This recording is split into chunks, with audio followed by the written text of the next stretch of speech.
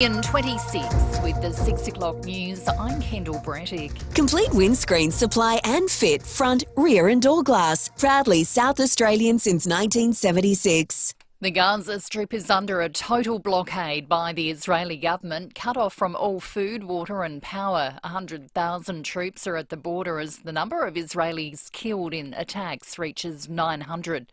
In the past few hours, Hamas has made a chilling threat it'll execute an Israeli captive in return for any new bombing. Edward Godfrey is in the war zone. That is a very serious concern. There are a large number of people who have been taken captive, taken into Gaza. That is complicating Israel's response because every time they launch their attacks and drop bombs and fire rockets into Gaza, they've got their own Israeli people in there potentially being harmed. Hundreds of pro-Palestinian protesters have clashed with police in Sydney as the sails of the Opera House were lit up in blue and white in solidarity with Israel. Crowds converged on the Opera House forecourt defying requests from the Prime Minister to abandon the rally. The crowd was waving Palestinian flags while an Israeli flag was ripped up and stomped on. Members of the Jewish community were warned to stay away for their own safety. Mark was there in support of Israel and was carrying an Israeli flag. He says he was only at the event for a few seconds before police grabbed him. They told me that I've got to move on.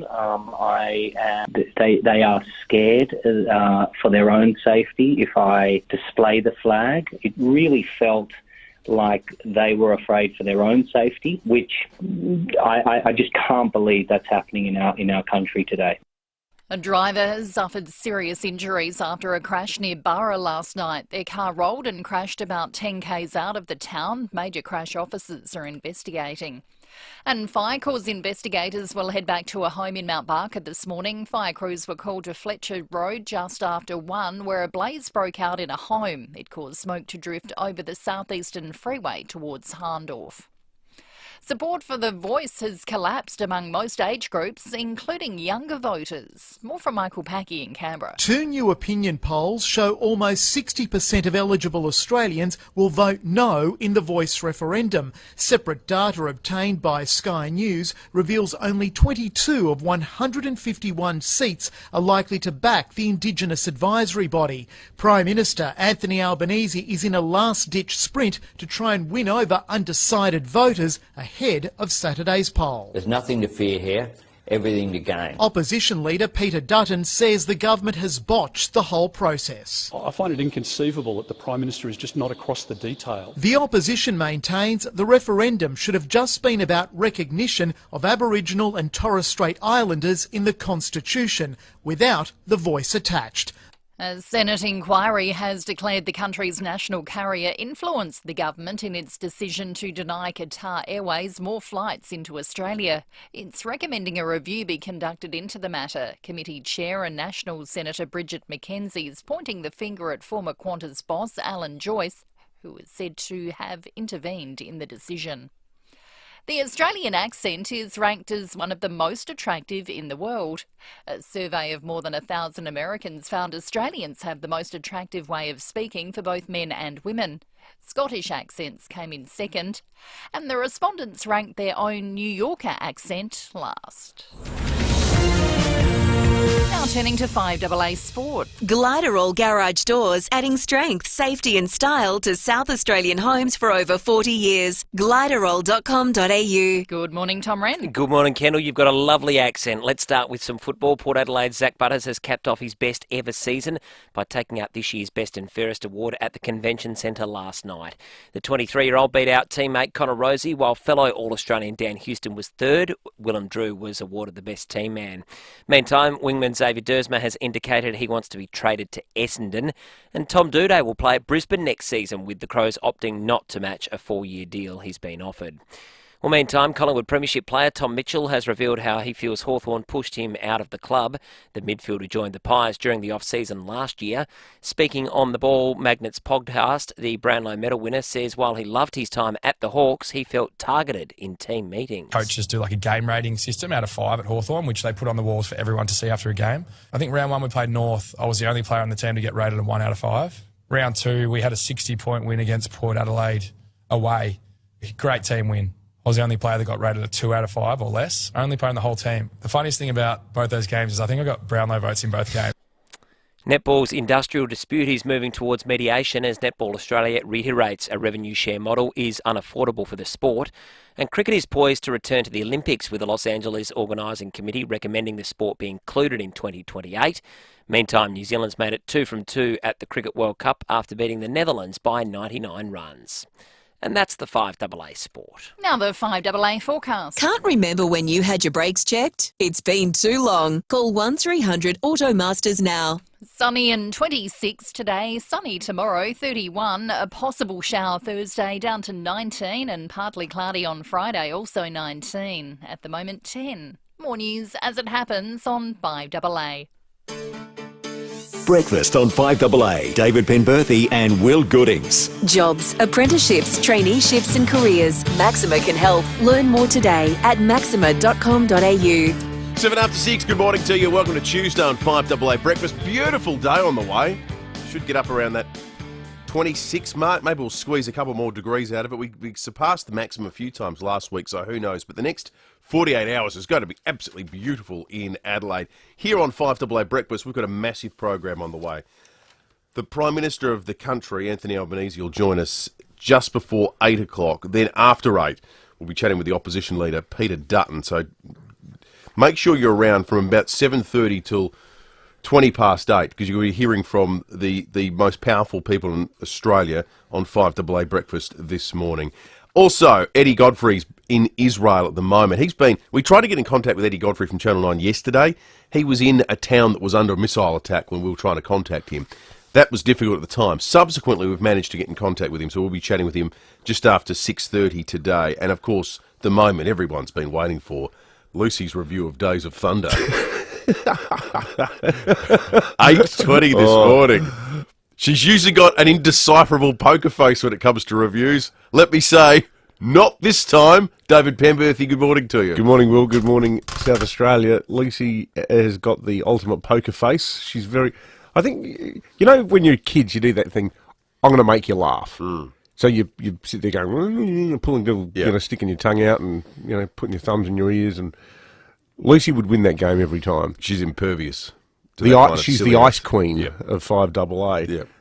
But you've heard it here first. Do you think Days of Thunder melted tip an absolute bucket on Days of Thunder. She thinks it's total garbage, and she's going to come in here off the long run at 8:20 and completely unload on it. One of the worst films ever made. We've been surprised before. Or maybe she's bought the DVD. Maybe. Yeah, exactly right. Who knows? Got a Cold Trickle poster on the wall at home. Talk to the people at Wallace about whether there can be a special one-off screening of Days of Thunder at the Capri. Oh, that would bring the house down. For all the Days of Thunder fans out there. The enthusiasts. They'll all listen to our show. She's going to host it. She does a bit of hosting. North Adelaide football functions. What's the worst movie you've ever seen? Okay. I always say this. I'm so easy to please. I don't have a bad time going to the movies. I almost never regret. In fact, there's only one occasion I can ever think of I've regretted going to the movies, which is going to be my nomination. Saying I love all movies. We went to a double header at the Lockleys Cinema when they used to do them. Double headers are great. Oh, that old cinema on the bend there. That's right. That doesn't exist anymore. It's quite sad. They used to do this 2-for-1 Wednesday night sale. It's the kind of thing you'd go to as a uni student. I like that cinema. It was beautiful. But the 2-for-1's a great night out if you either enjoy both movies, or at very least the second movie is a bit of a light romp, something fun and frivolous, because you've been sitting in the same seat for 5 hours by that point, basically. Yeah. The second one was, I always get the title wrong, and Lucy admonishes me. The Julia Roberts film Eat, Pray, Love. Oh, I've heard bad reports about that. Really bad reports. I got about halfway through that, and it was, I don't know, into the 5th hour of sitting in that cinema, and I thought, if an asteroid hit this theatre right now, it'd be a mercy. If a giant sinkhole emerged under my seat. I suppose, with us being chaps, we're probably going to get a bit of a sort of anti-rom-com sort of sentiment. I'm generally up for almost anything in the world of film. Smart, silly, artistic, box office. That just killed me, though. I really hate... I think the worst experience I've had at the cinema was seeing the ABBA movie, The musical one, set in the Greek islands with Meryl Streep. I just thought, this is ridiculous. Oh, now Lisa's really... Now she's going to come in here and give an impromptu review of the ABBA movie. By the way, both of our nominations just then, Lucy really liked. Yeah. There's a really incredibly bad movie that some critics have rated as the worst movie of all time, starring Nicolas Cage, when his career really started to go south. It's called Xanderlee. Have you ever seen that? No. Oh, it's astonishing. So Nicolas Cage plays a sort of modernist poet. I'm in. If I was in the pitch room, you're getting the money. Oh, yeah. So he wears like Xenia suits, but with his, shirt undone to his navel. He drinks, Jack Daniels straight out of a bottle. And Xanderlee, the character Xanderlee, it's set in New Orleans, of course, smouldering sort of deep south, illicit romance. His best mate from college, Judge Reinhold, is this real straight... Judge Reinhold makes an appearance. It gets even better. His best mate from college is Judge Reinhold, and he's a real button-down nerd. But he's married to this impetuous sex siren called Xanderlee. So Nick Cage, modernist poet, goes to stay with his buddy and, of course, ends up seducing his wife, Xanderlee. Sounds great. And some of the lyrics in it, some of the lines in it, and some of the sex scenes in it are just beyond stupid.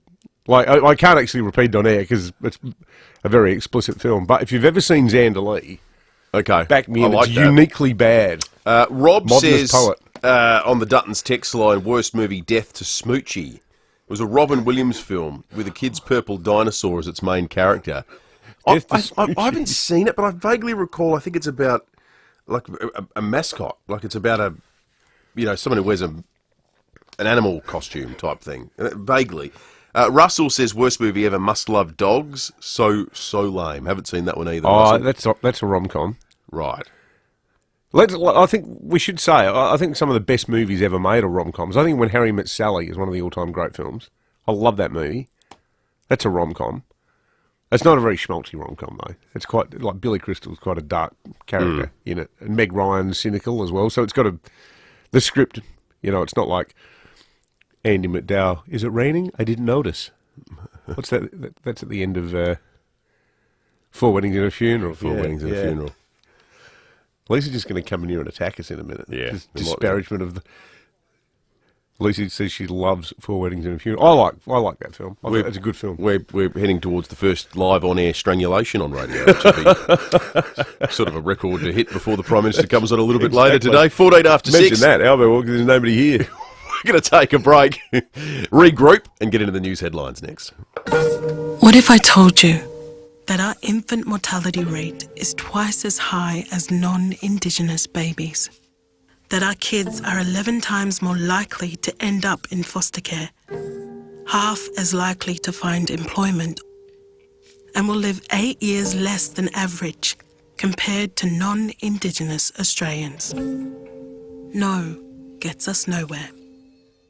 Authorised by Dean Parkin Australians for Indigenous Constitutional Recognition Limited, Sydney. Yes, it's just one little word, but at AusYes Migration, it's our favourite one. Can we help with partner visas? Yes. Can we help you apply for Australian citizenship? Yes. Do we look after New Zealanders who are now eligible for permanent visas? Yes. Skilled migration, parents' visas, visitor visas, status resolution for Centrelink payments? Yes, yes and yes. AusYes understands the system and is ready to help you. Go to ausyes.com.au. That's ausyes.com.au.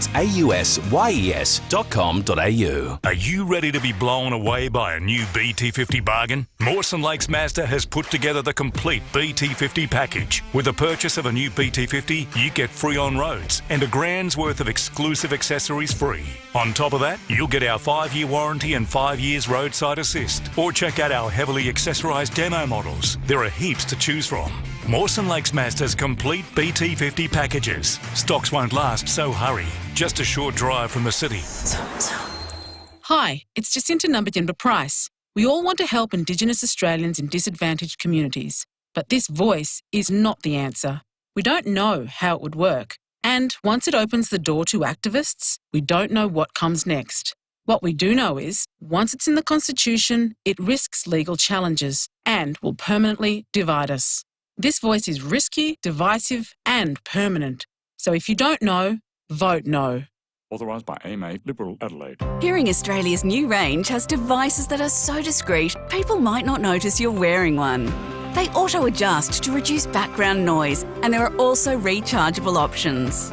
For over 75 years, Hearing Australia has provided expert hearing care for all Australians, finding the right device to suit any budget and lifestyle. Search hearing.com.au to book your appointment today. Hearing Australia. Conditions apply under the Australian Government Hearing Services Program. Breakfast on 5AA. David Penberthy and Will Goodings. Know someone finishing school and looking for an apprenticeship or a traineeship? Visit maxima.com.au. 17 after 6. Let's jump into the news headlines on this Tuesday, the 10th of October, starting in the Middle East, where Israel's defence minister has ordered a complete siege of the Gaza Strip, cutting off water and food supplies. We are imposing a complete siege on Gaza. There will be no electricity, no food, no water, no fuel. Everything will be closed. We are fighting against human animals and we are acting accordingly. More than 100,000 Israeli troops and tanks have amassed on the border with Gaza, retaking suburbs overrun by militants on the weekend. Overnight, explosions have been heard in Jerusalem. There is the spectre of this developing into a wider conflict as well, that you get a lot of the analysts pointing to at the moment as being a risk for countries, and the rest of the world, outside of the immediate danger zone in Israel as well, because of the perceived involvement of Iran, because of the US moving military assets into the region, because of the spectre of Russia trying to ignite things in the area. So you can see the basis on which so many different countries could get involved, can't you? That's the problem. It's not even hard to the north, imagine. You've got the historic links between Lebanon and Hezbollah. Well, Hezbollah, and again, we always heavily caveat-laden all the reporting when it comes to this kind of stuff. You get sporadic reports that Hezbollah are mobilising now too, seeing this is the big opportunity to remove the Israeli state. So, meanwhile, all those poor hostages, Hamas is now saying that they're going to execute them as a payback for the Israelis laying siege to Gaza, cutting off the power, cutting off the water supply. There's just so many innocent people on both sides who are now just in the thick of this. Well, you know, we said yesterday, terrible. There's 2 million people live in the Gaza Strip in an area of about 326 square kilometres. It's incredibly densely populated. There was a poll done recently on the support for Hamas's military action. Not this military action, but generally being militaristic and pressing claims against Israel. 58%, I think, of residents there were in support. There's 42%, it's over 1 million people. There'd be nearly 1 million people living there that are going, you know what? We had no interest in this.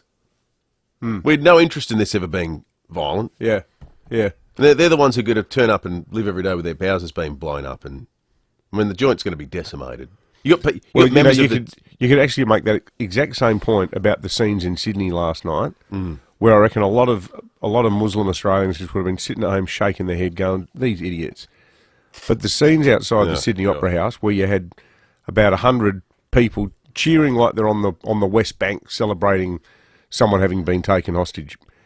So the New South Wales government, as an act of solidarity with the innocent people of Israel who've lost their lives in the last 3 days, lit up the Opera House blue and white, the colours of the Israeli flag, and as a direct reaction to that, about 100 pro-Hamas Arabic Australians from Western Sydney went into the Opera House with flares, carrying on like they were at a soccer game, jumping up and down, shouting Allah Akbar, death to Israel, F Israel. Like, just, piss off and live somewhere else. Because if that's your idea of how you should behave in Australia, you are living in the wrong place. Well, it just surprises me if you're that emotionally invested in the conflict. And you take such delight in these kind of violent actions taking place. Why are you here? Why aren't you over there participating? Yeah, instead of just schlepping around Western Sydney in your trackie dacks. Yeah. Police are investigating a serious crash at Burra in the state's mid-north. The car rolled and crashed about 10 k's out of town last night, the sole occupant suffering serious injuries. major crash officers have attended the scene. There's been a house fire at Mount Barker overnight. MFS were called to Fletcher Road just after 1 this morning. The incident caused smoke to drift over the southeastern freeway towards Harndorf, but there is no damage bill confirmed as yet. The National Weather Bureau has released its long-range forecast for October through to April, reiterating the increased risk of heat waves and bushfires. The fire risk is highest for the eastern and southern states. Yeah, that's us. So that's us. After years of grass growth that was driven by frequent rainfall, there's an 80% chance of fewer than average cyclones for Queensland and WA. So good news on the cyclone front, not so good news on the bushfire front for the long-range forecast. Meanwhile, fresh data has revealed Australians are passionate about the concept of saving water, but aren't very successful at it. The Water Conservancy's research has found there's a real disconnect between how much we claim to value water and what we're actually doing with it.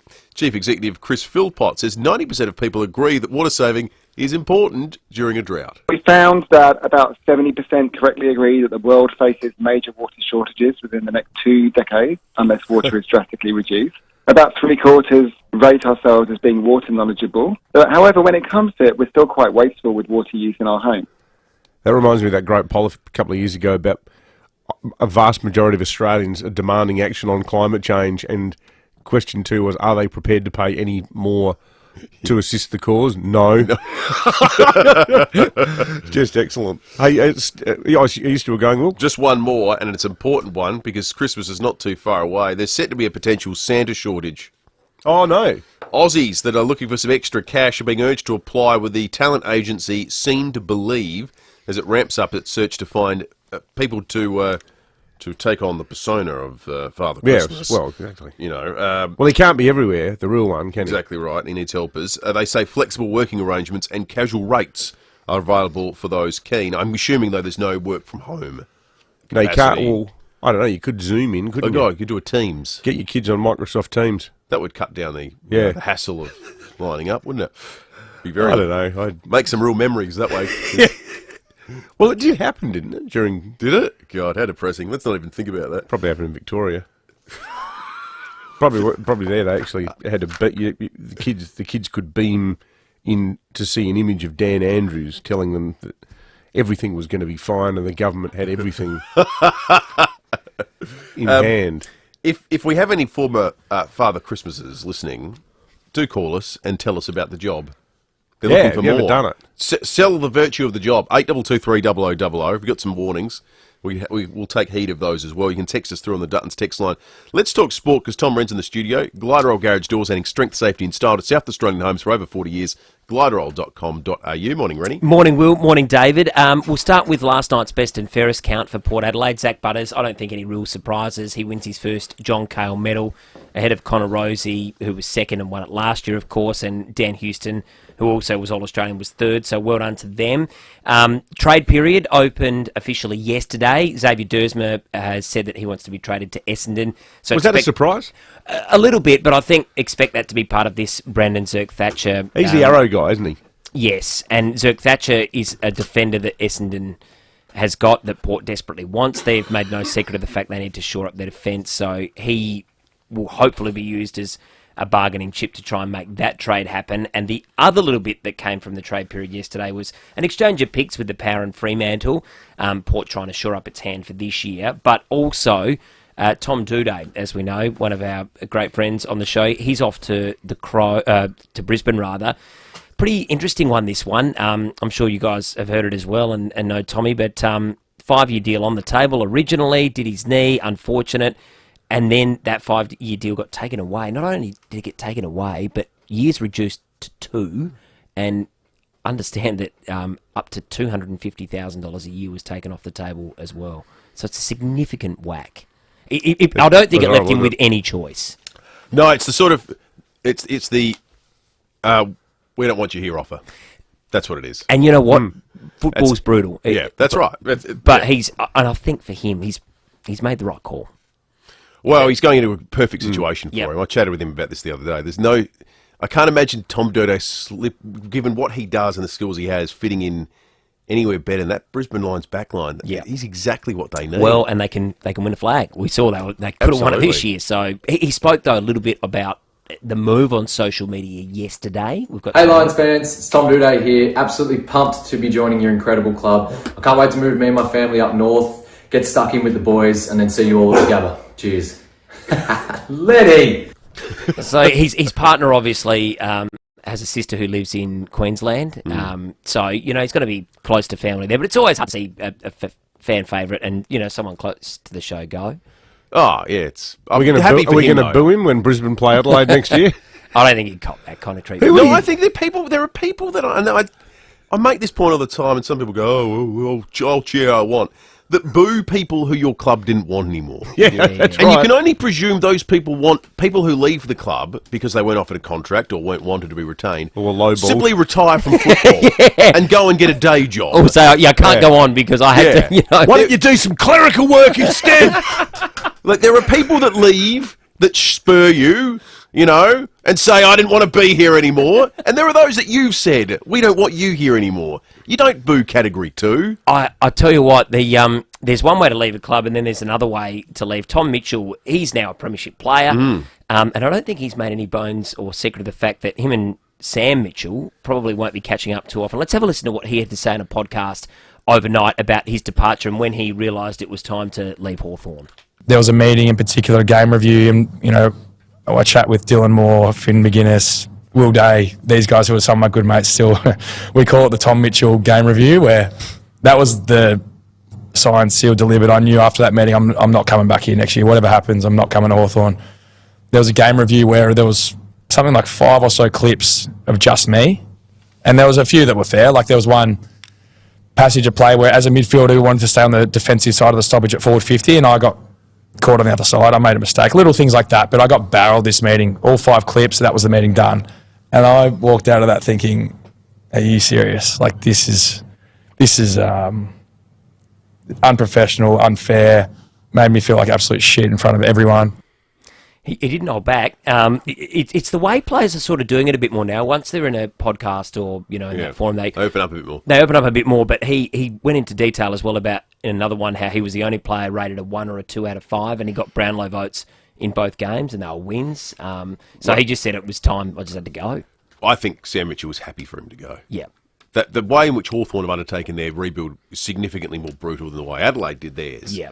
But they went Brownlow medalist Tom Mitchell, not interested. Jaeger O'Meara, former top pick, Gunn, not interested. They instantly just cut ties with a lot of those senior guys, and it gets ugly when you do that. And it's worked for Tom, but will it work for Hawthorn? We'll wait and see. I think it's looking pretty good for It's looking great for them at the moment. Just quickly, I know this guy who knows things, and whenever he tells me those things are always true. He's the guy who said to me last year, mate, I've heard a weird rumour that the Magic Round in Adelaide is going to be called the Gather Round. Yes. And I said that on air, and accidentally it was right. Yeah. Well, he said to me yesterday, mate, you can put your house on Ollie Wines leaving Port. Wow. I don't know where he gets his information from, and it may, in this instance, be wrong, but he's convinced that Wines is leaving. All right, well, we'll follow that one. The guy who was always right, I call him. Yep, Mr. Right. But he might be wrong on this occasion. The one thing he's got counted against him is he did appear on this program for a period of time, and that tends to be a recipe for leaving the state. Rennie, thank you. Good on you, boys. Gliderol Garage Doors, adding strength, safety and style to South Australian homes for over 40 years. Gliderol.com.au. The Roller Door Doctor, this is Nurse Tracy. I need help. It's making weird noises when it goes up. Sounds like it needs a service. A service? Yeah, and if it's broken, we can install a new garage door for you. At the Roller Door Doctor, we have everything you need to get it up again. The Roller Door Doctor, helping SA get it up for over 30 years. Contact the Roller Door Doctor for garage door repairs, service and installation. therollardordoctor.com.au. Now, I'm going to get you to redefine your definition of something. I'm going to get you to redefine where you live and what luxury means. If you didn't think that that was possible, you should have a look at 88 O'Connell Luxury Apartments. They're 2-bedroom, 2-bathroom apartments, now selling from $1.2 million. And these apartments are redefining the definition of residential luxury with amenities never seen before in Adelaide. Yeah, have a listen to some of these features. A New York-inspired sky deck, Mikado Fresh Produce Market, wine bar, integrated wellness studio, sauna, pools and allied healthcare. For anyone thinking of a fresh start in a beautiful apartment with a choice of peaceful parkland or CBD vibrancy at your door, you must check out 88 O'Connell. If you'd like to learn more, plan a visit to the display suite or simply inquire at 88o'connell.com. This is Adelaide's 5AA. Sunny and 26 with the 6:30 news. I'm Kendall Brettick. Chipped windscreen? Complete Windscreens can repair it from just $99. Look for the big red koala. The Gaza Strip is under a total blockade by the Israeli government, cut off from all food, water and power. 100,000 troops are at the border as the number of people killed in attacks reaches 900. Nearly 600 people have been killed since Israel began striking Gaza in retaliation. UN Secretary-General Antonio Guterres is calling for an end to the conflict, saying a two-state solution is still tenable. I recognise the legitimate grievances of the Palestinian people, but nothing can justify these acts of terror and the killing, maiming and abduction of civilians. I reiterate my call to immediately cease these attacks and release all hostages. While the US is being warned about interfering in the conflict, it's received a statement from a militant group in Lebanon warning if the country intervenes directly, all of its positions in the region will become targets for attacks. Officials in Washington, D.C. have been concerned about the possibility of violence spreading to neighbouring regions. But ousted Republican House Speaker Kevin McCarthy believes the focus needs to be on why American and Israeli intelligence agencies were unprepared for the attacks. We must focus on our own security. This just wasn't a failure in Israel on their intelligence community, it was ours as well. While back home, an Israeli flag's been burned on the steps of the Sydney Opera House and flares and fireworks let off as pro-Palestinian supporters marched on the forecourt. Jack Hahn was there. More than 700 pro-Palestine protesters gathered at Town Hall in Sydney CBD from about 5:30 yesterday afternoon. The large group marched towards the Opera House, which was lit in white and blue, the colours of Israel. At times, the crowd was angry, launching fireworks and flares towards the landmark. Close to 100 police formed a large line separating the protesters from the Opera House. A teenager is in a critical condition in hospital after a car rollover at Burra in the state's mid-north last night. It happened just south of the town. Major crash officers are investigating what happened. And there was a house fire at Mount Barker overnight. Fire crews were called to Fletcher Road just after 1 this morning. The blaze caused smoke to drift over the southeastern freeway towards Hahndorf. There's no damage bill confirmed yet. A new PBS-listed medicines treating thousands of Australians struggling with psoriasis. So Tic2 is one of a once-a-day tablet which helps reduce the signs and symptoms of the disease by targeting the process of inflammation. Psoriasis usually features red, violet or grey raised plaques. Dermatologist Michael Freeman says it's a game-changer. We know that approximately 70% of people who take this tablet will be functionally clear of psoriasis, and up to 50% will be practically completely clear. In terms of interactions, it doesn't react with any other drugs, so it has an excellent safety profile. And Adelaide will be all shook up next year when Elvis, a musical revolution, comes to Her Majesty's Theatre in April. Producers are keen to look at local talent to cast a young Elvis for the Adelaide run. Young Elvis performs song and dance numbers as well as a number of dialogue scenes. Now turning to 5AA Sport. Gliderol Garage Doors' new Platinum and Native Series sectional doors are here. Gliderol.com.au. Here's Tom Wren. Thank you, Kendall. Footy first, and Zach Butters has won Port Adelaide's best and fairest count ahead of last year's winner, Connor Rosie. Meantime, Collingwood has admitted they were surprised by Taylor Adams' request to join Sydney in the upcoming trade period. The 30-year-old vice-captain is contracted until the end of 2024, but wants to accept a 3-year deal with the Swans. Essendon great Matthew Lloyd has told Wide World of Sports it's a win-win for both clubs. Collingwood don't lose much by having him off the list. And it's massive for... They lose leadership, but they've got plenty of that there. But Adams became a half-forward flanker, and that's not where he plays his best footy. He wants to be an inside midfielder. Let's go to cricket. New Zealand has picked up a routine win at the Men's One-Day World Cup in India, thrashing the Netherlands by 99 runs. The Black Caps posted 322 from their 50 overs before bowling out the Dutch for 223. Mitch Santner was crowned Player of the Match after taking 5 wickets, but says it was the batters who set up the win. Obviously, credit to the boys up front with the bat. It was nice to get to 320, and then we knew that it would skid on a little bit under lights, but, we contained them and bowled well.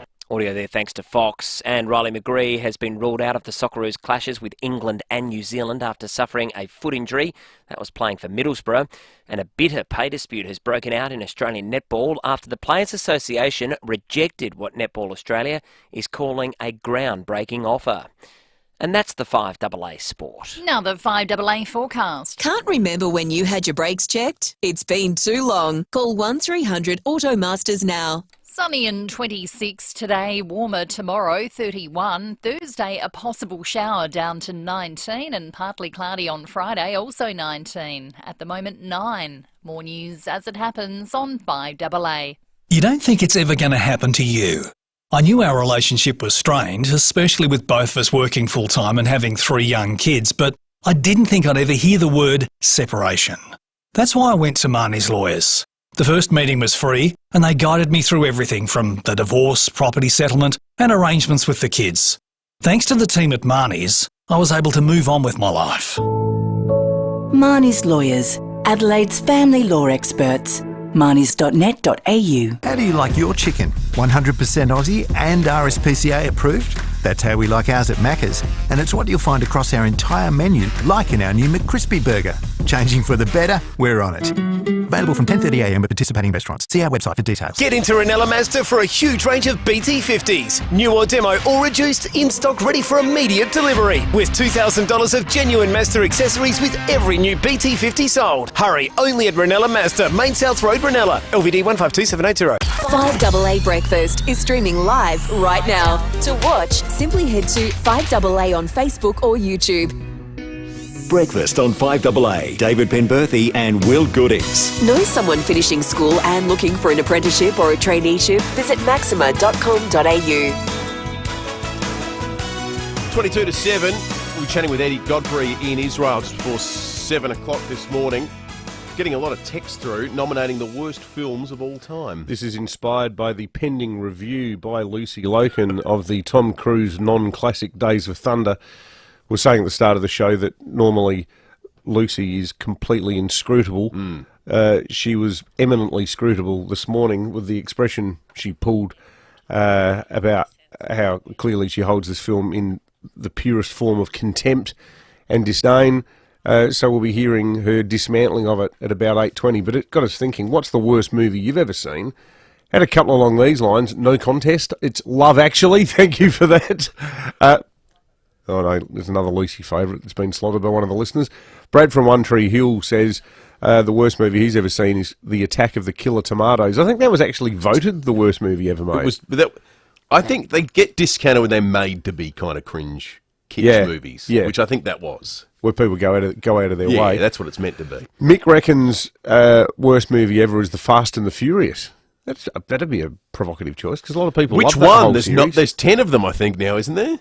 He says also the entire Transformers catalogue. I'm with him there. Another one here from Jan. Worst movie ever, The Road to Wellville. Huge cast. I would consider it to be the most depraved movie I've ever watched. And one here about the Tom Duday situation from Marg. Speaking, I think, for a number of fans who take a more clinical look at it than I certainly do and Will does, given that we became mates with Tom. But Marg says, I love Tom too, but you guys forget he had a good offer on the table before he did his knee and he didn't sign it, so it's not all on the club. Well, but he was a victim of circumstance. And it's all easy for us to say it was a good offer. Like the guy who was receiving the offer didn't think it was a good enough offer. Yeah, and we don't know what the offer was. That's right. We're all guessing. Go on, mate. That's good enough. Yeah. Just sign it. Yeah. Yeah. And, I mean, I reckon if he knew he was going to do his knee, he probably would have signed it. Yeah. Yeah. I mean, to Mark's point, extra risk was taken. But I don't know how good the original offer was. I don't know how it looks like next to Brisbane's. He'd never tell us. We'd never ask. I would suggest, based on the fact that the Crows got end of first round compensation for Tom Duday yesterday, that means the Brisbane offer was very, very, very good. Yeah. So the team that's just coming out of the grand final saw value there that the Adelaide Football Club did, and we'll ultimately see who's proven right on that front. And maybe just, given that they both, went straight through the final series brilliantly and can hold their heads high after a cracking effort in the grand final. Maybe they know a bit more about football than the Adelaide Football Club. Well, and their needs are different too, to be fair. But we won't get into the nitty-gritty of the football discussion. But yeah, it's an interesting one. The Crows will be delighted with the comp they got yesterday, though. That was excellent, and means we can all be very happy for Tom as well, because he got just what he deserved. I like this story. I'm not sure if you've been following the story of Ryan Reynolds, the movie star, and Rob McElhenney, who makes Always Sunny in Philadelphia. They bought Wrexham Football Club in Wales, a club in the fifth division of English football, and they're trying to build it up and so forth. This little story is nice, but it features a very different entertainer.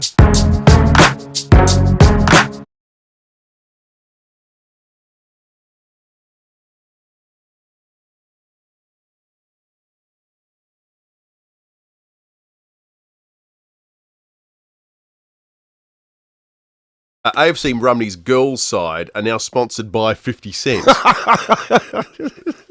The way this story comes about, as explained by their manager Richie Brown, is excellent. One of the players' fathers worked with the rapper on a recent tour. And all the people at the club said, go on, ask him if he can sponsor the team. And ask him if he can sponsor the team. Well, he did. And 50 Cent said, yeah, no problem, I'll buy the away jumper. So now it says 50 Cent on it. So the parents said, why don't you just, now he's done one, why doesn't he do the home kit as well? So the guy said, oh, well, I've already made a fool of myself once. Asked 50 Cent through his representation, and he went, all right, fine, I'll sponsor both the girls' home and away kits. So 50 Cent, the American rapper, is now the front of shirt sponsor on the girls' under-14 team in Cardiff, AFC Rumney. Their first away game of the season is next week, and the Tops will be ready for that. So it's the same as, like, Barclays on, yeah. So it just is 50 Cent. Yeah, this is equivalent when you say, the local footy club wants to go to the butcher and say, can we get a sponsor for the local club? Except this guy did it with 50 Cent, the American rapper. Love that Well, if you story. don't ask, you'll never find out, I guess. Exactly right. 17 minutes to 7. We asked to try and get Eddie Godfrey on the program yesterday, but the state of things unfolding with Israel made it almost impossible to get through. Thankfully, he's out of the danger zone back in Tel Aviv, and we're able to get in contact this morning. Eddie Godfrey from 9 News, good morning to you, mate. Yeah, good morning, guys. Relatively safe here in Tel Aviv tonight. Happy to say, yeah. You were less safe in the last 24 hours, were you not? Because I noticed you were in a town that I kept seeing popping up as being one of the places that have been targeted by missile attack.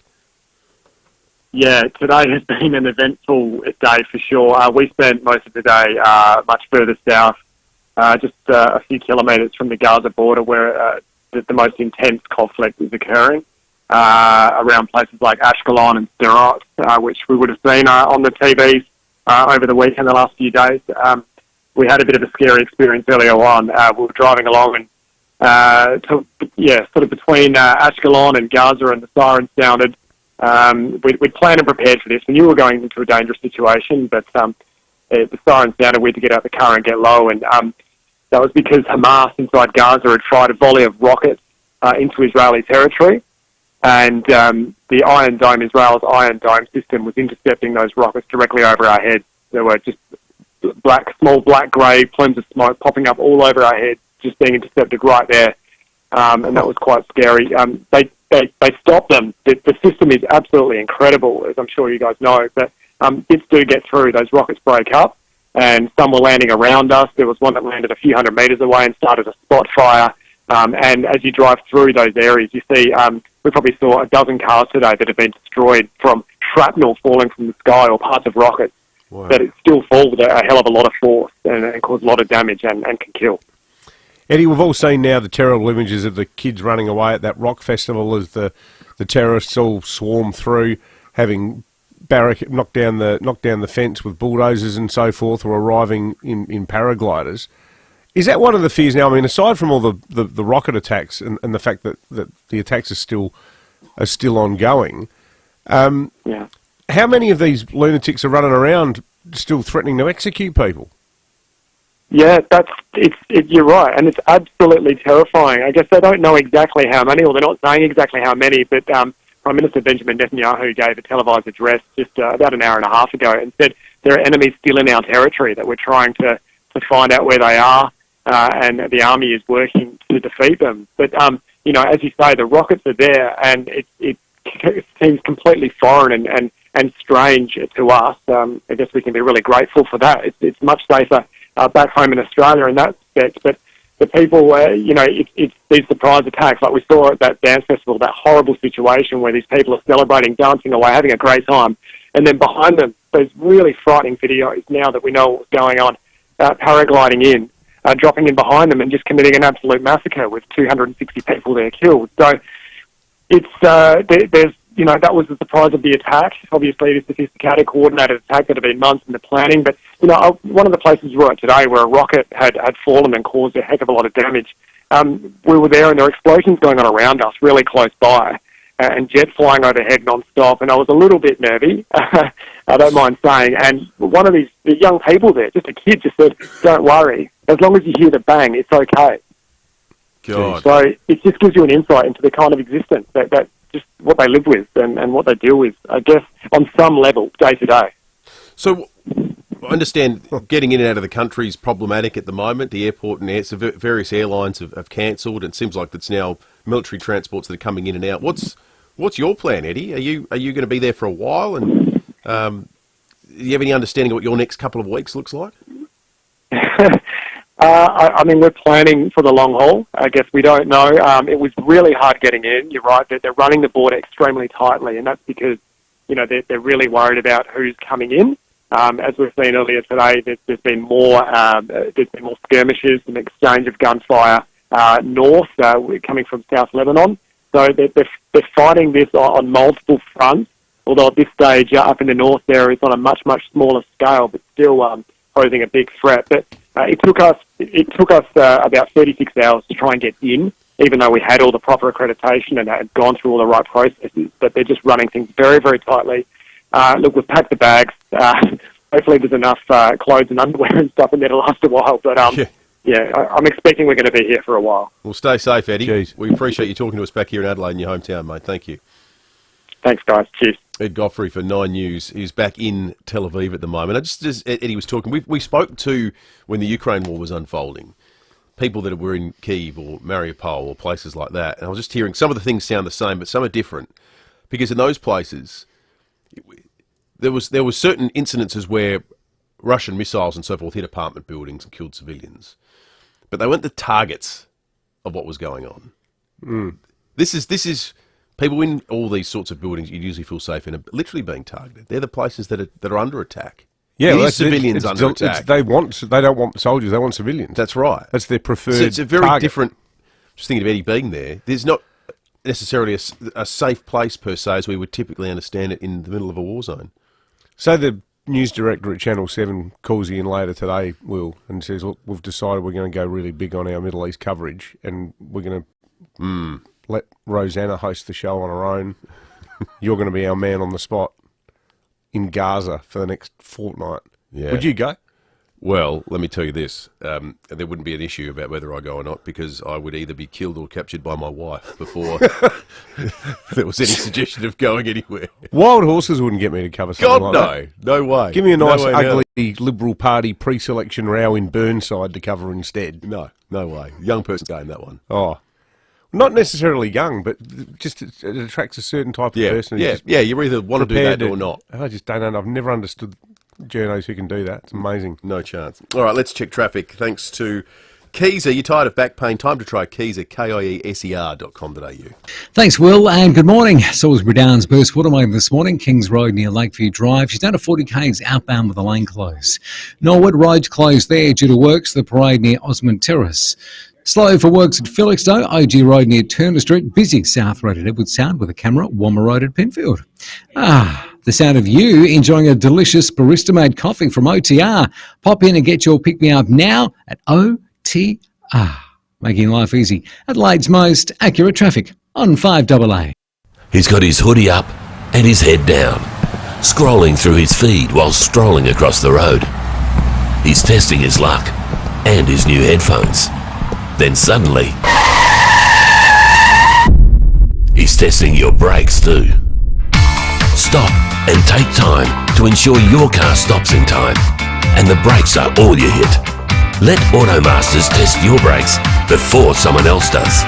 Call 1300 AutoMasters. Yes, it's just one little word, but at AusYes Migration, it's our favourite one. Can we help with partner visas? Yes. Can we help you apply for Australian citizenship? Yes. Do we look after New Zealanders who are now eligible for permanent visas? Yes. Skilled migration, parents' visas, visitor visas, status resolution for Centrelink payments? Yes, yes and yes. AusYes understands the system and is ready to help you. Go to ausyes.com.au. That's ausyes.com.au. How do you like your chicken? 100% Aussie and RSPCA approved? That's how we like ours at Macca's, and it's what you'll find across our entire menu, like in our new McCrispy burger. Changing for the better, we're on it. Available from 10:30am at participating restaurants. See our website for details. With hoodie up and head down, he's crossing the road, testing his new headphones. And then, he's testing your brakes too. Let AutoMasters test your brakes before someone else does. Call 1300 AutoMasters. Breakfast on 5AA. David Penberthy and Will Goodings. Jobs, apprenticeships, traineeships and careers. Maxima can help. Learn more today at maxima.com.au. 8 to 7. Let's talk about the weather here in Adelaide. Vince Rowlands at the Bureau joins us. Vince, looks like we had a couple of nice days on the way. Yeah, we have. We make the most of it because some cooler conditions coming through later in the week. But yeah, today looking like another great day in Adelaide. Just a touch warmer than what we saw yesterday. So top of 26 degrees today in the city. A little bit warmer in Elizabeth, 27, and along the coast a touch cooler with 25 for Glenelg and Alunga.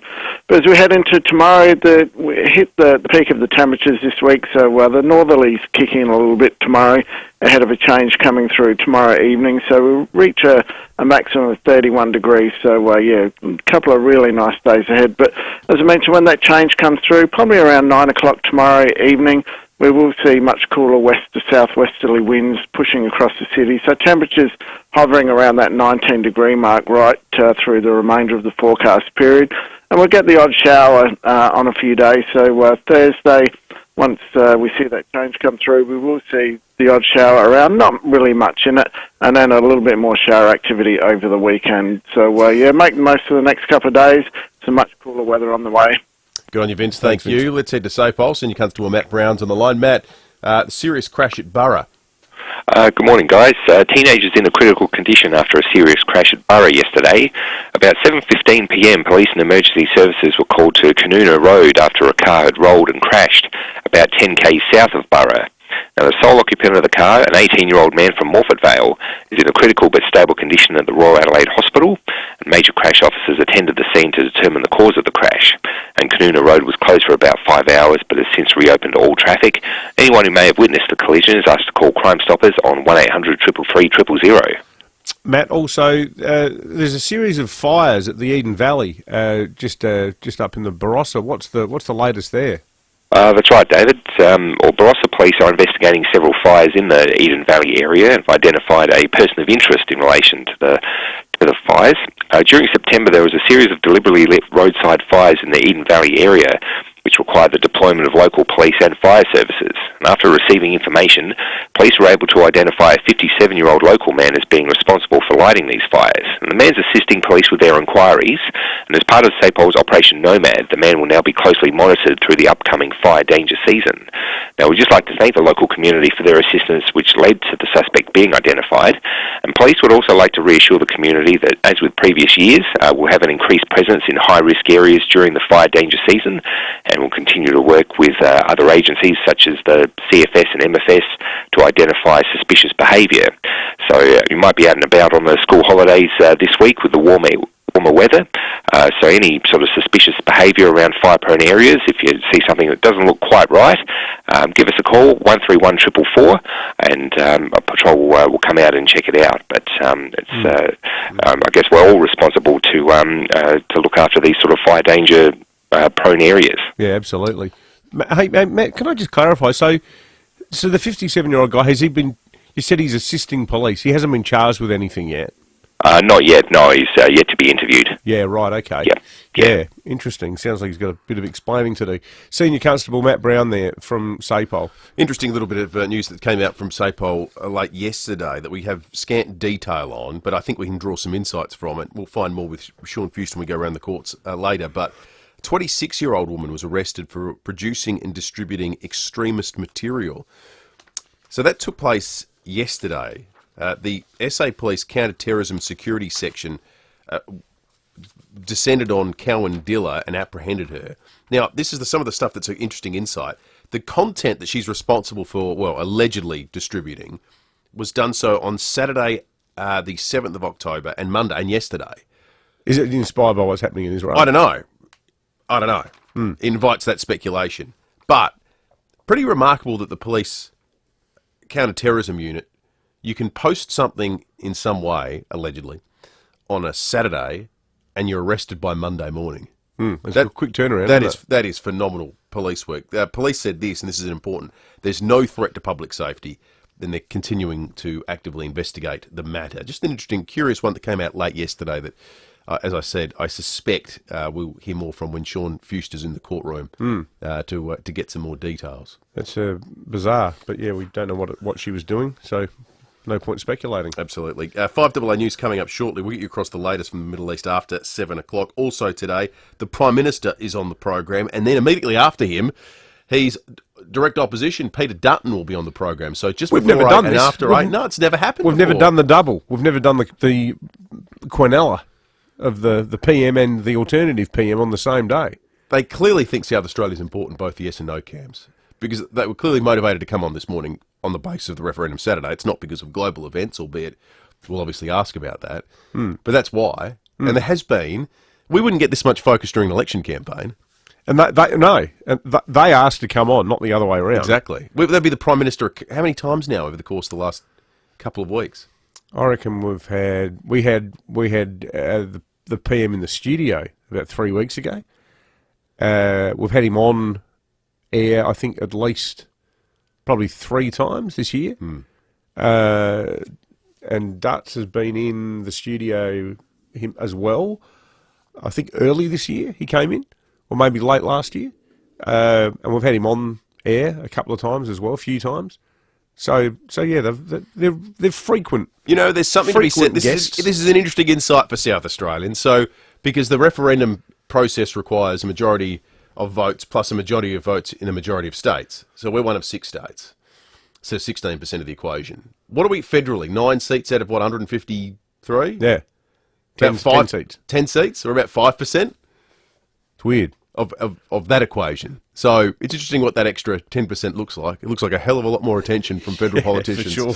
5AA News coming up back shortly. Hi, Bronte Manuel from Toop and Toop. There's a lot of speculation about the state of the Adelaide property market, from people coming out of favourable fixed-rate loans to the rising costs of building a home. Now more than ever, you need an agent with genuine experience who knows what it takes to navigate more turbulent times. With a history spanning almost 40 years and a team that has been through the highs and lows of the Adelaide real estate market, Toop and Toop knows what it takes to maximise your results in any selling conditions. Go to toop.com.au to find out more. 5AA's Business Lounge with Matthew Pantelis.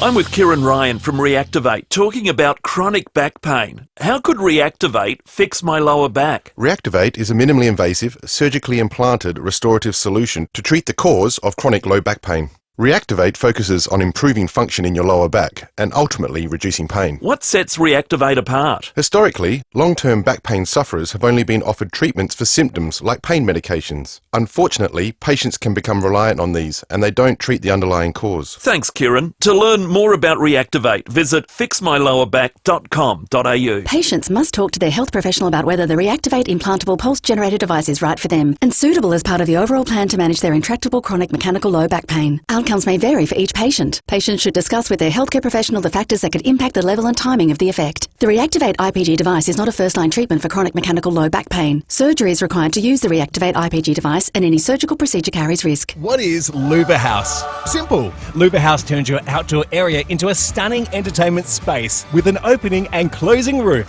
With rain sensors, you'll keep winter out. And when you need to, you can let the light in, so you can be outdoors and entertain all year round. Best of all, they're manufactured right here in SA with options like LED lighting. But you be the judge. Find out more with a free design, measure and quote. See the light with Louver House. louverhouse.com.au. If you make a living out of being a handy person, It's handy to know that Rollerco has got you covered when it comes to parts for sliding doors and windows. Actually, I'd say you're more than covered. We stock over 3,000 different spare parts, which means you can pop in, get what you need, and get back to it. No messing around. Time's money, right? Rollerco. We'll get you rolling. 26 Jacobson Crescent, Holden Hill. Just 15 minutes from the city. 5AA Breakfast is streaming live right now. To watch, simply head to 5AA on Facebook or YouTube. Online, on DAB Digital Radio, and on 1395 AM. Talking Adelaide. This is Adelaide's 5AA. Sunny and 26 with the 7 o'clock news. I'm Kendall Brettig. Complete windscreen supply and fit, front, rear and door glass. Proudly South Australian since 1976. The Gaza Strip is under a total blockade by the Israeli government, cut off from all food, water and power. 100,000 troops are at the border as the number of people killed in attacks reaches 900. Among them 260 massacred at a music festival. Nearly 600 people have been killed since Israel began striking Gaza in retaliation. While the Biden administration says more support will be sent to Israel amid a threat to the US. Here's Jonathan Kersley. Hezbollah in Lebanon has issued a direct message to the United States of America. It says Palestine is not Ukraine, and if the US becomes involved directly, US positions will become a target for Hezbollah attacks. US President Joe Biden has been briefed again by his senior national security officials at the White House and will talk to allies this afternoon, updating them on the unfolding situation in Israel. The White House has said there will be more support on the way. Today, Israel's defence attaché was seen at the Pentagon for talks with senior-ranking defence officials. Amid reports, officials in Washington, D.C. expect Israel to request more munitions. Here in Australia, Parliament House in Canberra was lit up in blue and white in a show of solidarity with Israel. Other buildings around the country were also illuminated, including the Sydney Opera House, but that event attracted hundreds of protesters, while Jewish people who wanted to pay their respects to the Israeli dead were turned away for their own safety. To other news, a teenager has been critically injured in a car rollover near Burra last night. The 18-year-old from Morford Vale was in the RAH. Major crash officers have attended the scene to determine the cause of the crash. A house went up in flames at Mount Barker overnight. The blaze broke out on Fletcher Road around midnight. No one was injured. Nicole Bradley from the MFS says a candle's to blame. The MFS would like to remind the public that if using candles, ensure they are placed in sturdy holders that will not tip over, and ensure all candles are extinguished when leaving the room or going to sleep. The blaze has caused around $600,000 damage. No campaigners say there's no room for complacency less than a week out from the Voice referendum. Two opinion polls show the Indigenous advisory body's likely headed for defeat on Saturday. More than 2 million Australians have already cast an early vote. Opposition leader Peter Dutton says the campaign isn't over yet. The polling's been consistent, but there's only one poll that counts, and that's why Australians need to get out on Saturday and vote no, or if they're pre-polling this week. Many people, I think, have held off casting their vote because they thought the Prime Minister was going to give the detail of what it is they're being asked to vote on. But as it turns out, the detail is not coming. And Oscar Pistorius is now eligible for parole, having served more than half his sentence for the murder of his girlfriend Reva Steenkamp. More from the BBC's Ed Habersham. Oscar Pistorius murdered his girlfriend Reva Steenkamp at his Pretoria home on Valentine's Day in 2013. And after a very public trial was sentenced to 6 years in prison in July 2016. But that sentence was increased to 13 years and 5 months the following year. A parole hearing was arranged in March this year, but it collapsed after South Africa's Department of Correctional Services said he hadn't served half his sentence by failing to backdate it to the original sentencing date. Today, the Constitutional Court overturned that decision. The DCS said it was studying the court ruling. Now turning to 5AA Sport. Gliderall Garage Doors, adding strength, safety and style to South Australian homes for over 40 years. Gliderall.com.au. Here's Tom Wren. Thank you, Kendall. Port Adelaide midfielder Zach Butters has won his first John Cale medal after winning last night's Best and Fairest award ahead of Connor Rosie and Dan Houston. Willem Drew finished fourth and was voted the best team man. Meantime, the trade period is underway and power wingman Xavier Dersma has requested a trade to Essendon, while Tom Doedee is now officially a Lion after accepting a 4-year deal to join Brisbane. Fremantle, meantime, will be driving a hard bargain as Lachie Schultz requests a trade to Collingwood. Footy boss Peter Bell insists the forward is a required player. We understand the circumstances, but at the same time, we have to do what's right for the club. And Lachie and I discussed that, and I'm sure he discussed that with David Walls and via his management as well, and he was understanding of that. So we'll listen, but at all times we'll make the decision that's in the best interests of the club. St Kilda is also looking to deal with the Dockers as winger Liam Henry looks for a move to Moorabbin. One game at the World Cup last night in the cricket, and it was New Zealand getting it done by 99 runs against the Netherlands in Hyderabad. The vast majority of Australia's 80 professional netballers have taken to social media, voicing their disappointment with Netball Australia's pay offer. The sport's governing body has rejected a revenue share model. The final event of the World Surf League's longboard tour is underway at Malibu Beach in California. In some tennis news, Frenchman Hugo Humbert has upset 4-seed Stefanos Tsitsipas in the third round of the Shanghai Masters. And organisers of the LA Olympics have recommended cricket, baseball, softball, flag football, lacrosse and squash to be included in the 2028 Games. And that's the 5AA Sport. Now checking 5AA traffic. Reimagine your home, elevate your life at 88 O'Connell Street Luxury Apartments. See 88o'connell.com. Good morning. Roads are looking really good for the driving today. No great hassles. The freeway working well. Northern Connector looking good. Simply a Burst Water main to look out for this morning at Salisbury Downs. Kings Road near Lakeview Drive. Got speeds at 40 with the lane closed there. Also slow for works at Blair, Russell Street near Sheoak Road. Speeds at 40 with cameras Chief Street, Brockton and Lily Street at Blaratholm. The referendum is on Saturday, October 14. To vote, write yes or no in the box on your ballot paper. Learn more at aec.gov.au. Adelaide's most accurate traffic on 5AA. Can't remember when you had your brakes checked? It's been too long. Call 1300 Automasters now. Sunny and 26 today, warmer tomorrow, 31. A possible shower on Thursday down to 19 and partly cloudy Friday, also 19. At the moment, 9. More news as it happens on 5AA. Don't mess with a missionary man. Breakfast on 5AA. David Penberthy and Will Goodings. Jobs, apprenticeships, traineeships and careers. Maxima can help. Learn more today at maxima.com.au.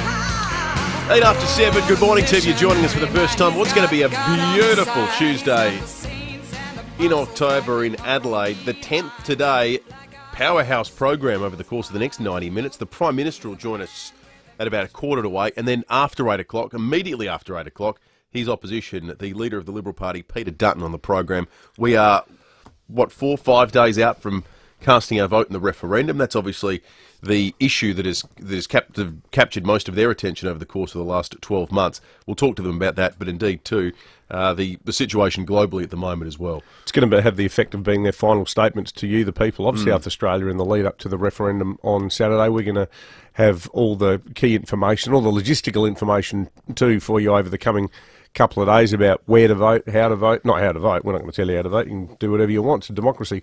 But, the logistical part of where you can go in your suburb, what time the booths open, all that sort of stuff. A lot of people have already voted. It's going to be interesting to see how... Last count was over 2, but up to 5 had registered to vote early. So the expectations will get close to that, which is a significant proportion of the total number of people that are eligible to vote. Interesting work being done by Paul Ashton, who we spoke to on Friday when we were at the Glenelg Golf Club too, about the pulse of the state when it comes to the question of whether we say yes or no to the voice.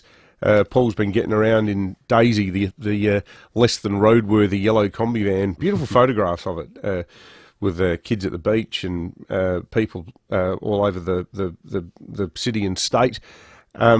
But the trend that Paul is picking up is the human voice of what the polls are suggesting, which is that it's going to fall well short.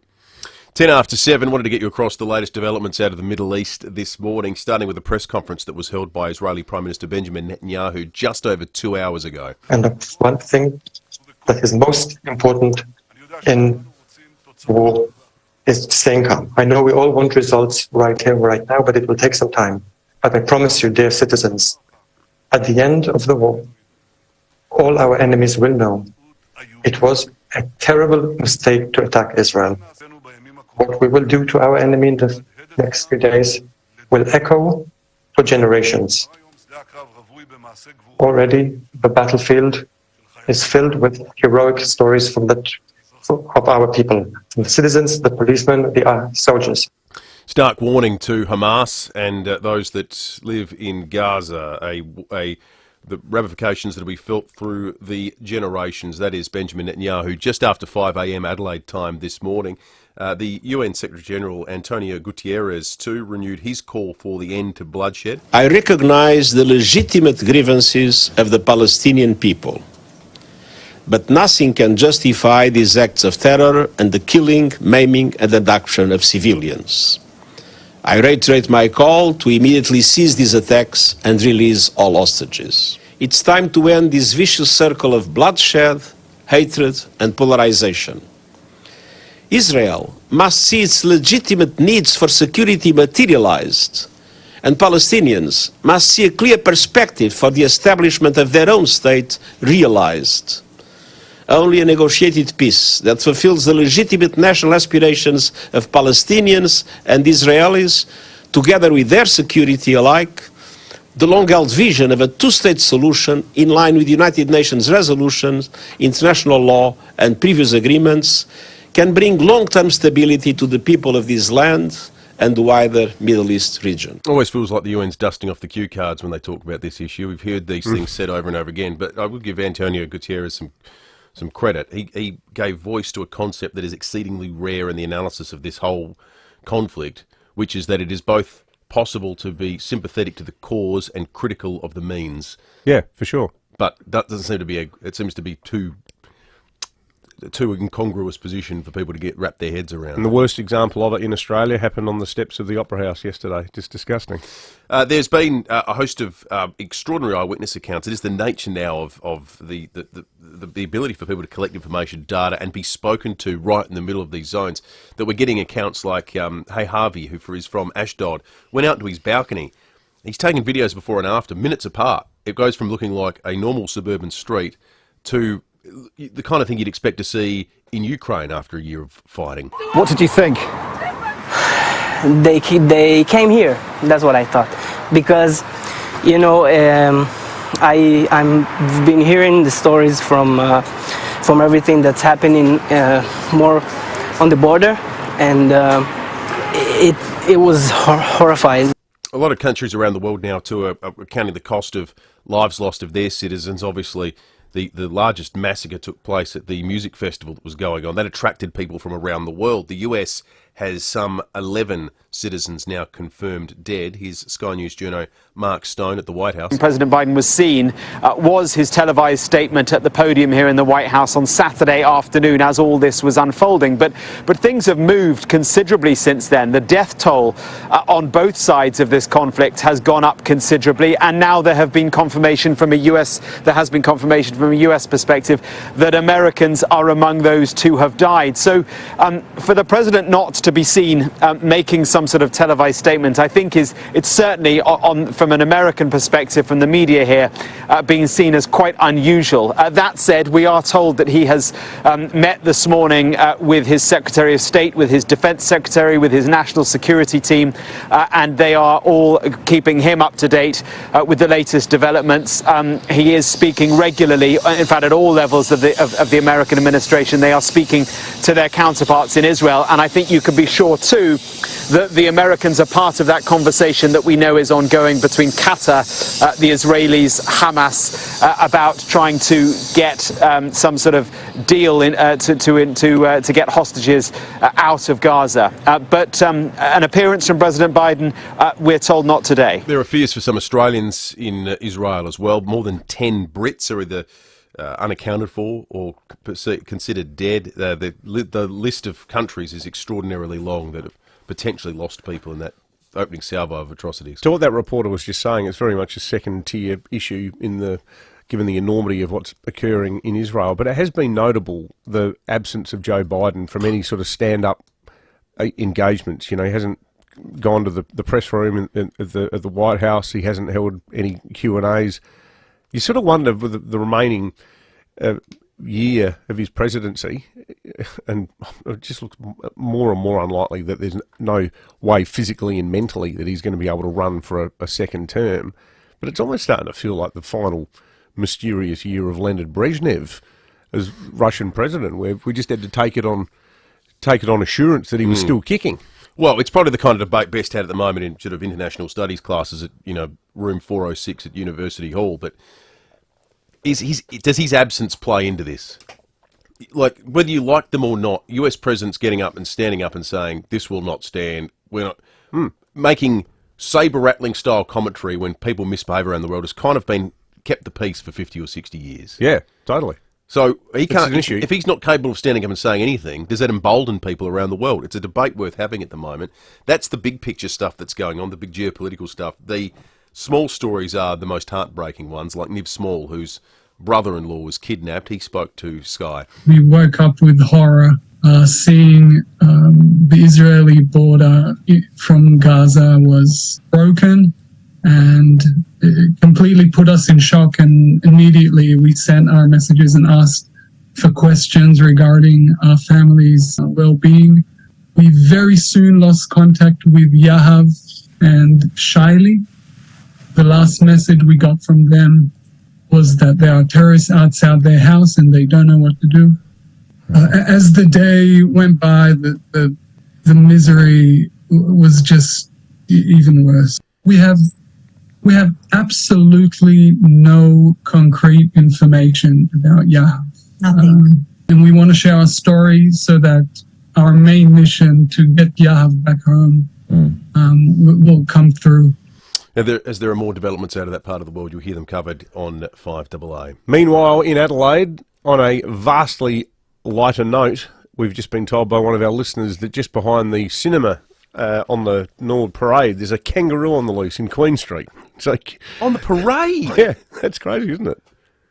So it's probably stuck in the roadworks there at the moment. Well, have you seen the roadworks in Nord? Yeah, it's ludicrous. It's like some situationist prank has been played on the people of the Inner East by Dipty. It's ensnared a kangaroo then. I mean, this must be the 5th or 6th kangaroo we've had deep into suburbia yeah. In the last fortnight. Yeah, that's wild. I suppose, Nord's not far from the foothills, but that's true. But it's pretty built up. It's a pretty built up area for a roo. What I'm not clear on yet, is there one roo that's sort of taken to suburban life, or is there a host of them that are all bounding through? It's become a latte sipper. Yeah, it's down there at Argo, getting a focaccia. Concerned about urban infill all of a sudden. That's right. 18 after 7, let's check traffic. Thanks to Keezer, you're tired of back pain. Time to try Keezer, KIESER.com.au. Thanks, Will. The major's looking good for the drive-in today. The freeway working well from Mount Barker all the way to the city. Southern Expressway, accident and breakdown free. Burst Water Main slowing things up this morning at Salisbury Downs. Kings Road near Lakeview Drive. Got speeds at 40 there at the moment. And lane out of action today. Belair for works. Russell Street near Sheoak Road, speeds at 40. Cameras, Brooker Terrace, Hilton and Hardy's Road at Torrenceville. Win over $2.4 billion in today's USA Power Lotto.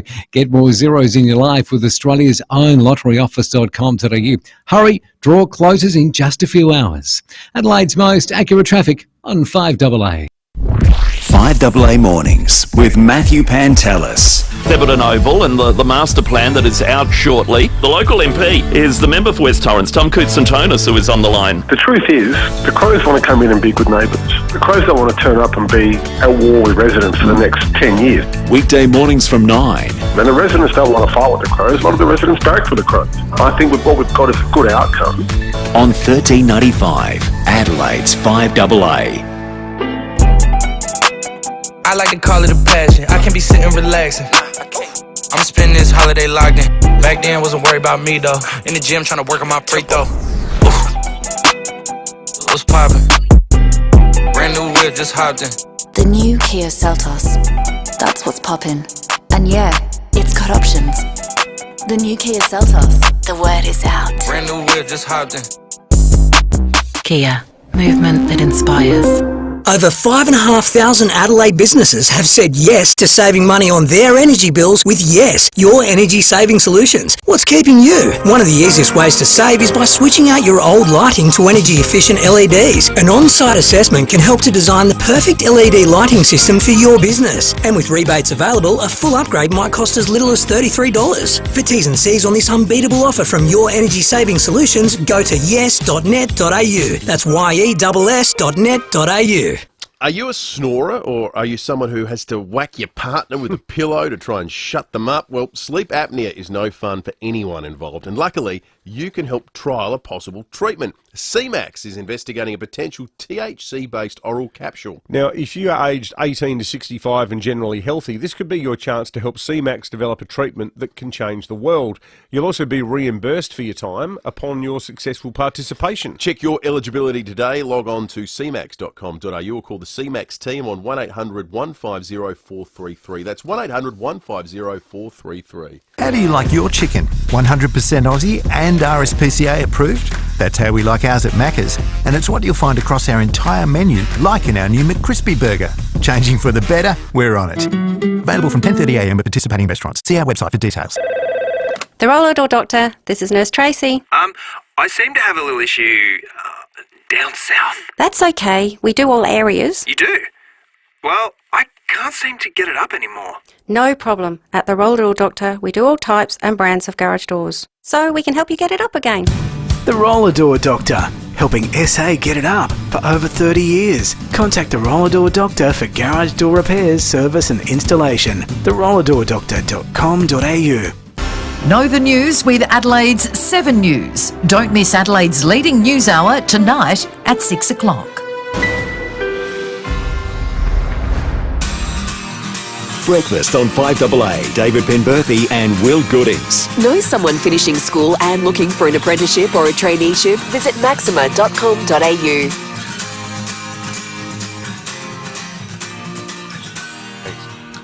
22 minutes after 7:30 this morning, we're going to convene a jury, and then after that the Prime Minister of Australia will join us, immediately followed after 8 o'clock by the leader of the Federal Liberal Party, Peter Dutton. Huge next 45 minutes coming up on 5AA Breakfast. As we always say too, folks, if you've got any questions for the PM and the opposition leader, zip them through. We'll try to get to them. We can't always guarantee that we will, because we often get so many. But if there's anything on your mind, and obviously the focus of what we're going to be asking is around the referendum on Saturday and also Israel. But if there's any other left field ideas you've got, zip them through, because we always like passing off other people's work as our own. $17 Schnitty Monday to Wednesday at Birkenhead Tavern, Excelsior and Lighthouse Wharf. You just know it's a Barrow hotel. Last night the Sports Show, Robbie and Timmy G were reacting to Jordan Dawson's comments about his expectations of what the Crows should have done had they been, rightfully, allowed to play finals.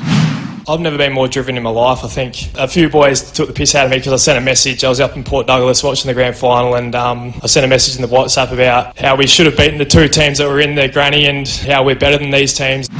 Well, I agree. Good. Well, here's the thing. What was it, round 22 or 23, up at the Gabba, lost to Brisbane by 6 points, and lost to Collingwood by 1 point and 2 point. Again, you were the top 14, beat you guys twice. They can play really good attacking footy against these teams and can defend. So he has every right to feel that way, I reckon. Oh, look, I think... I know it's if buts and candy nuts. I know, but if you're a player... you got to dare to dream. Well, you've got to have that attitude. Of course you do. You've got to have that attitude, that winning attitude. But also, when you watch a grand final and you go, man, that could have been us. I know. You've got to let that burn as a fuel for you, to get that pre-season done, to get back into that next year, to make sure you do present yourself to be there and give yourself a chance. Because get back to work. And it should hurt watching two clubs that you look at and go, geez, I reckon we're better than them. Yeah. But you've got to make that happen. It has to burn. You do. There's nothing wrong with that statement. And coming from a captain of his club who wants to get better. I feel like the nice thing about what Jordan Dawson said at the BNF was we could have beaten either of the sides. Like in terms of the actual quality of football that was played, the Crows at their best this year.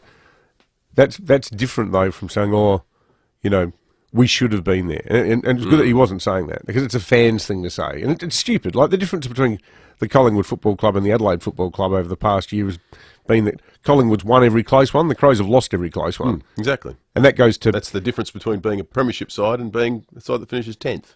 That's experience, it's maturity, composure, and it's having been there before. I think it's great that the players have the belief. I think it's awesome. Jordan Dawson, good leader, inspire the troops. I'm so tired of the, but only if this and that, and You must hate working with me then. I'm over it. I'm just over it. We weren't robbed though, Will. It's done. Yeah, you're right. It's done. Hey, who's going to replace the dude next year? Well, the people who replaced him, I was out injured, so it'll be Josh Worrell. And no, I mean on our show. Mitch Hinge. Oh, you mean, okay, on our show, most importantly. Well, I can't answer that. Who should we get, folks? I mean, you could nominate a player you don't like, given they all seem to leave South Australia. Few people have done that. We're not reading those texts No, we're out. not. We're not. We're not. That's cruel. That's cruel.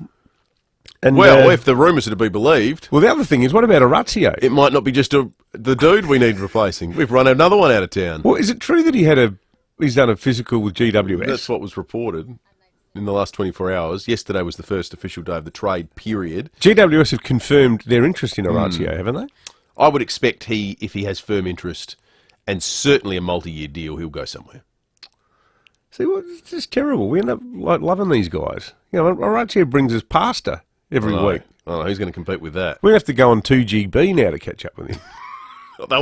Will they love their footy? At least he's going to a place where they love their footy. Orazio Fantasia will be able to walk all over Sydney. No one will know who he is. Well, I hope it works out for him. He's a barista from Leichhardt. He's one of the nicest people in football. He's the world's best bloke. We've been blessed to have two cracking guys in here. And, proud to have done our little bit in driving them out of the state. Maybe, when you have recruiting failures in sport, you need to look at your process. And maybe our process needs to less be great blokes. What we need is really ordinary types of human that are really good at football. Yeah. I'd like to get Riley O'Brien on, because I reckon he'd be good to chat to, because I don't really like talking to them about football that much. That's why Tom was so good.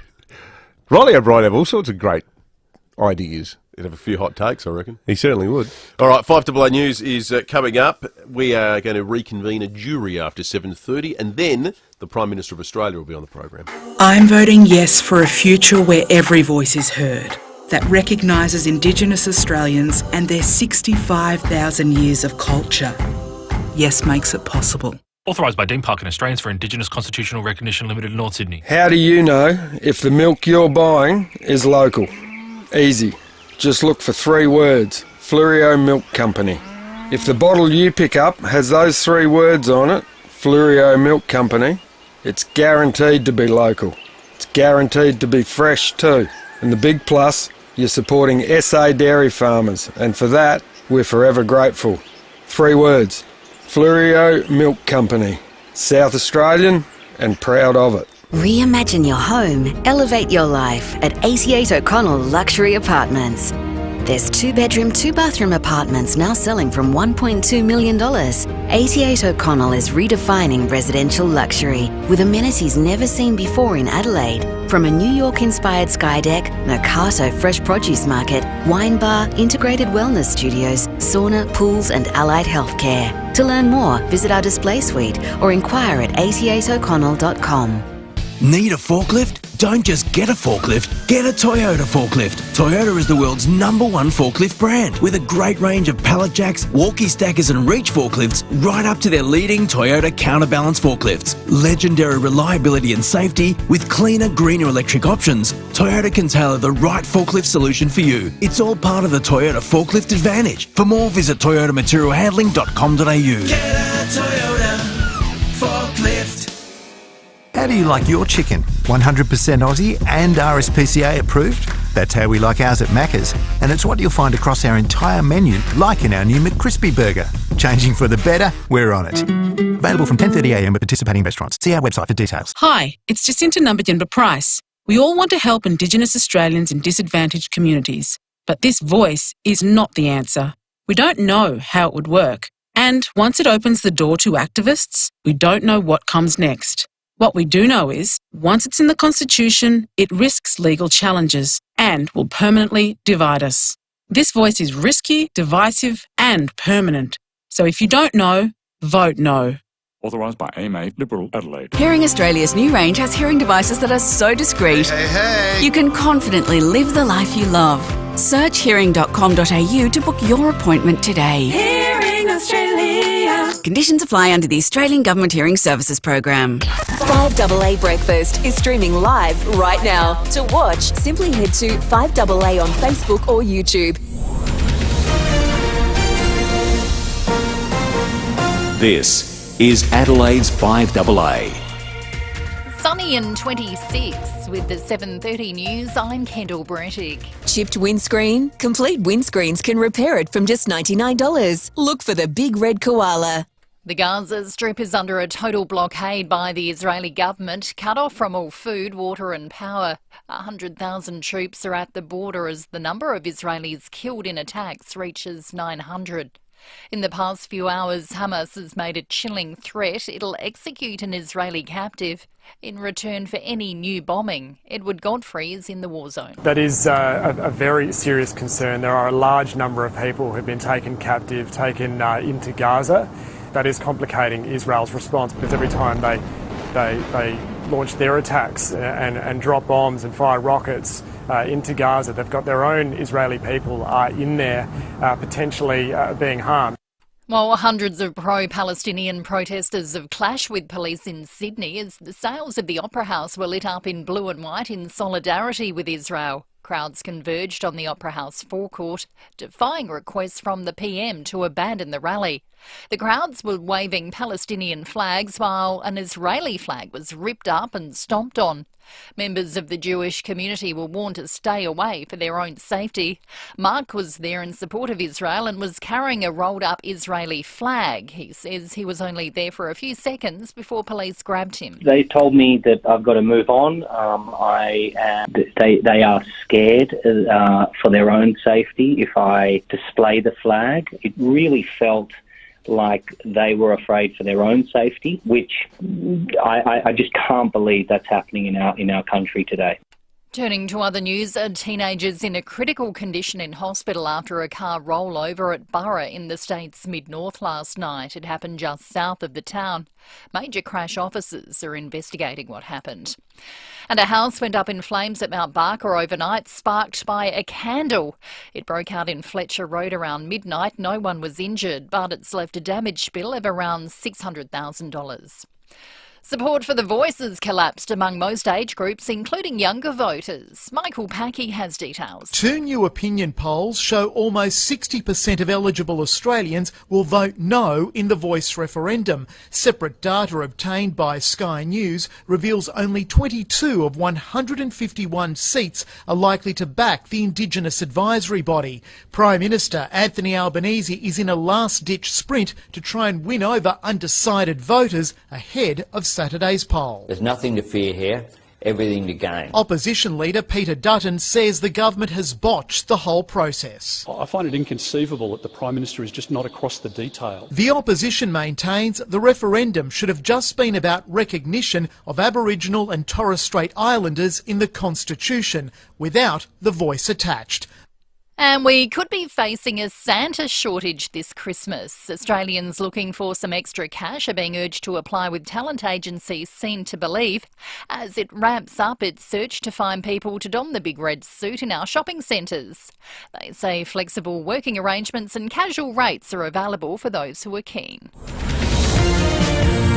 Now turning to 5AA Sport. Glideroll Garage Doors' new Platinum and Native Series sectional doors are here. Glideroll.com.au. And there you go, Tom Wren. Another job for you? Yeah, absolutely. Why not? I'm working on the guts as we speak, Kendall. So let's get into some football though now. The trade period has opened and there's plenty going on with Tom Durdee off to Brisbane as a restricted free agent, while Xavier Dersma has said he wants to join Essendon. Bombers great Matthew Lloyd says the Bombers have no excuses in 2024. Todd Goldstein joins the club with Dersma, Ben Mackay and Jade Gresham all a chance to sign for Brad Scott's team in the next week. Lloyd telling Wide World of Sports his former club must play finals. No excuses in 2024, and some may say, but how good are these players? But off the back of the players they have brought in, they've brought in a lot of players for not much change to bring in Mackay to solve your backline issues, to bring in Goldstein's pretty much a replacement for Phillips as a backup for Draper. Meantime, Collingwood set to drive a hard bargain for Taylor Adams. During the trade period, the vice-captain shocked the Premiers by signalling his desire to join Sydney. Pies head of football Graham Wright says they won't be giving him away. Taylor's part of our leadership group. As I said, would have been in our grand final team. He's been vice-captain at the club. From our perspective, we've seen him as a required player, but we'll have conversations with Sydney and see where it goes. And Port's Zach Butters won last night's Best and Fairest award at the Convention Centre, finishing well clear of fellow All-Australians Connor Rozee and Dan Houston. In some cricket, New Zealand sits top of the one-day World Cup standings after beating the Netherlands by 99 runs in Hyderabad overnight. And Victoria's woeful start to the domestic cricket season's continued. They were bowled out for only 107 in their one-dayer against WA, the Warriors winning that match by 6 wickets. And that's the 5AA Sport. Now to the traffic. Reimagine your home, elevate your life at 88 O'Connell Street Luxury Apartments. See 88o'connell.com. Good morning. Roads are looking pretty good for the drive-in today. The freeway working well from Bridgewater all the way through into the city. Northern Connector, accident and breakdown free. Do have a burst water main to look out for today at Salisbury Downs, Kings Road near Lakeview Drive. Got speeds of 40 with the lane closed. And we're slow for works at Felixstowe, OG Road near Turner Street. Keep an eye for cameras this morning. You'll find the main North Road, Smithfield and Penfield Road at Penfield. Frasier has re-entered the building. Don't miss the all-new season of Frasier, streaming this Friday only on Paramount Plus. New to Paramount Plus, start your free trial today. Adelaide's most accurate traffic on 5AA. Can't remember when you had your brakes checked? It's been too long. Call 1300 Automasters now. Sunny and 26 today, warmer tomorrow, 31. A possible shower Thursday down to 19 and partly cloudy on Friday, also 19. At the moment, 11. More news as it happens on 5AA. Breakfast on 5AA. David Penberthy and Will Goodings. Know someone finishing school and looking for an apprenticeship or a traineeship? Visit maxima.com.au.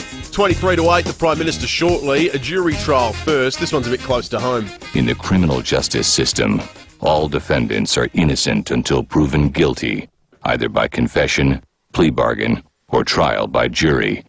This is one of those trials. It's been texted to us, it's been tweeted at us, it's been spoken about in circles that we are party to. Become a subject of ridicule. We can't ignore it, and we are well aware of it. Our record with Crows players on this program is worse than poor. It's terrible. It's a perfect record, really. Yeah. Patrick Dangerfield, Eddie Betts, Tom Duday. Yeah, the entire time you and I have worked together, every single Crow we've had on the show has left. They've left the state. Well, we're starting to get a complex ourselves. It doesn't help when you guys all rub it in. It looks like it's spreading to Port as well. Exactly right. Yeah. Our powers have been growing, unfortunately. We now have the position where we're trying to work out, do we replace, who do we replace the dude with? What do we do? Because there's been a meeting about it. The names are being bandied about. We started talking about it yesterday. There's a bigger question, though, and that is for the jury this morning. Given our record, and given the segment, should we find another Crow or fold the segment? I mean, imagine that after a year on the 5AA Breakfast Show next year, Crows captain Jordan Dawson announced he's decided to go back to Sydney. Find or fold, 82230000. Josh Rochelle off to the Fremantle Dockers after a happy year on the 5AA Breakfast Show. Everyone who participates is in the running to win a prize this morning. Tex Walker signs 1-year deal with the Brisbane Lions.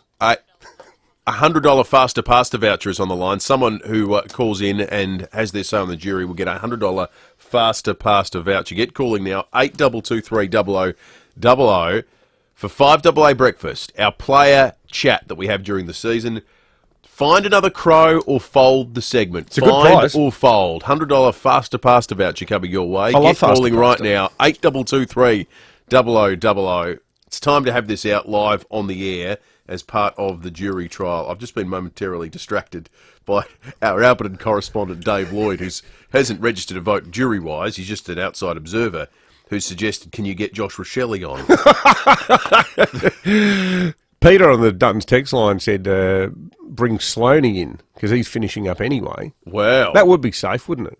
Okay. 1-year deal. We've got a jury assembling, and I've got to say, I'm getting nervous. In the criminal justice system, all defendants are innocent until proven guilty, either by confession, plea bargain, or trial by jury. This is one of those trials. Crow's player chat segment. Find a new crow or fold the segment. We're putting it to the 5AA breakfast audience this morning. Time to have this out. Feels like we're on trial for the first time in the jury. Let's go to juror number 1. What say you? I say fold it. Okay, thank you. Just get rid of it. One. That was just clinical. Juror number 2, good morning. Morning. Fine. Look, can you find? Okay, thank you, juror number 2. 8223 Got a couple more jury spots still available. Juror number 3, good morning. We get a crow, but we put a bag over his head and a mask. Do you think that'll prevent... What is that, like a garlic with vampires? What is that going to do? An anonymous footballer joins us every Monday. If we don't know who they are, maybe they can't leave the club. I guess that's the logic, maybe. Thank you, juror number 3. Juror number 4, good morning. You're there, juror number 4. Hello. G'day. I say get the Bootsbrigger because he's the least likely one to leave. Yeah, someone who plays some really tangential role at the club. That sounds like a fine to me, though. I'm going to take that as a fined vote. Yeah, I think so. Yeah, because the Bootsbrigger counts as a fine. Yep. Juror number 5, good morning. Morning. Find a new player. Find a new player. Thank you, juror number 5. Okay. Juror number 6, good morning. You're there, juror number 6. Is that me, boys? Yep. Oh, sorry. I say bring in Crows captain Dawson as a Port supporter. We didn't realise how easily this was going to be infiltrated, this jury, did we? Juror number 7, good morning. Hello. Hey, juror number 7. Definitely. Well, you don't have to find one. You've already got one.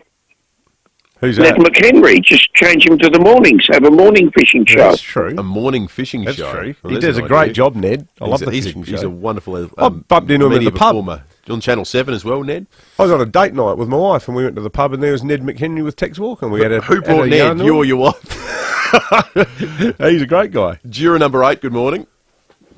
Hello, no. You give him the yippiters. It's like Rowies. Can you feel it? No. Oh, God. Fold. If we played Can You Feel It to a Crows player on our show, they might just, evaporate into a thin mist. Juror number 9, good morning. Hello, why don't you just rotate through all the players and then you're bound to keep your perfect record intact?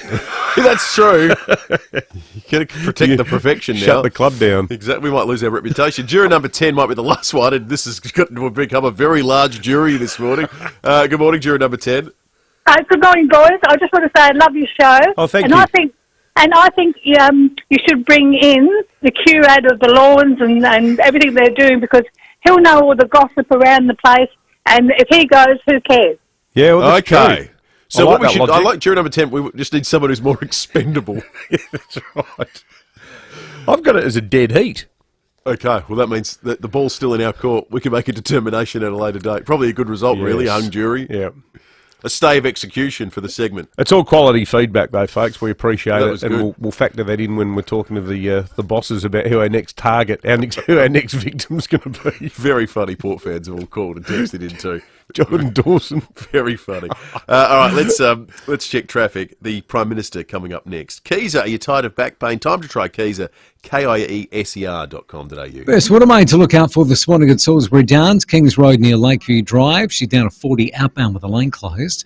Waterfall Gully, another burst watermain, Waterfall Gully Road near Winter Track, speeds at 25 there. And Enfield large truck has stopped on the side of Grain Junction Road at Main North Road. That's slowing up traffic in that area. Cameras Penfield Road, Penfield and Press Road at Brooklyn Park. Uni Super is open for every Australian. Awarded most satisfied members by CanStar. Uni Super makes greater super easier. Adelaide's most accurate traffic on 5AA.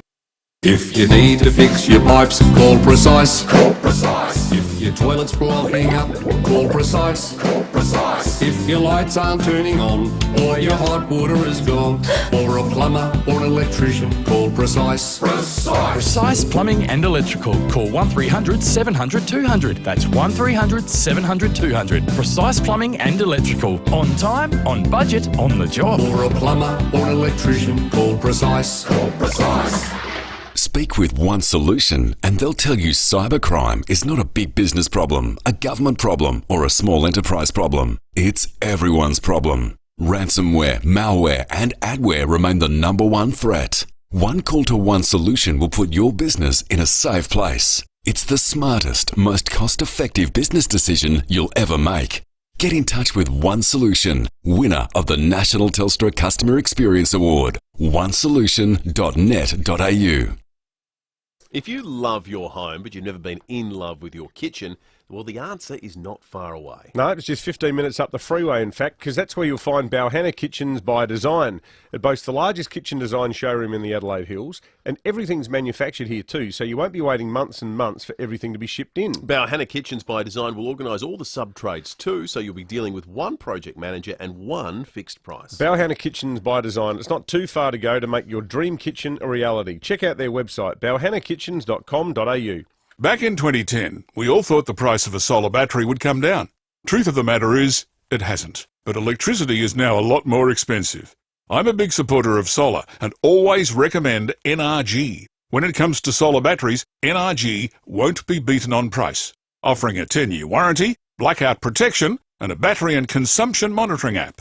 Enjoy the feeling and the benefits of owning a solar battery sooner.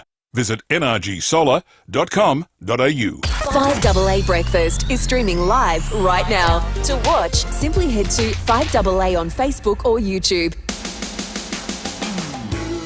Breakfast on 5AA. David Penberthy and Will Goodings. Jobs, apprenticeships, traineeships and careers. Maxima can help. Learn more today at maxima.com.au.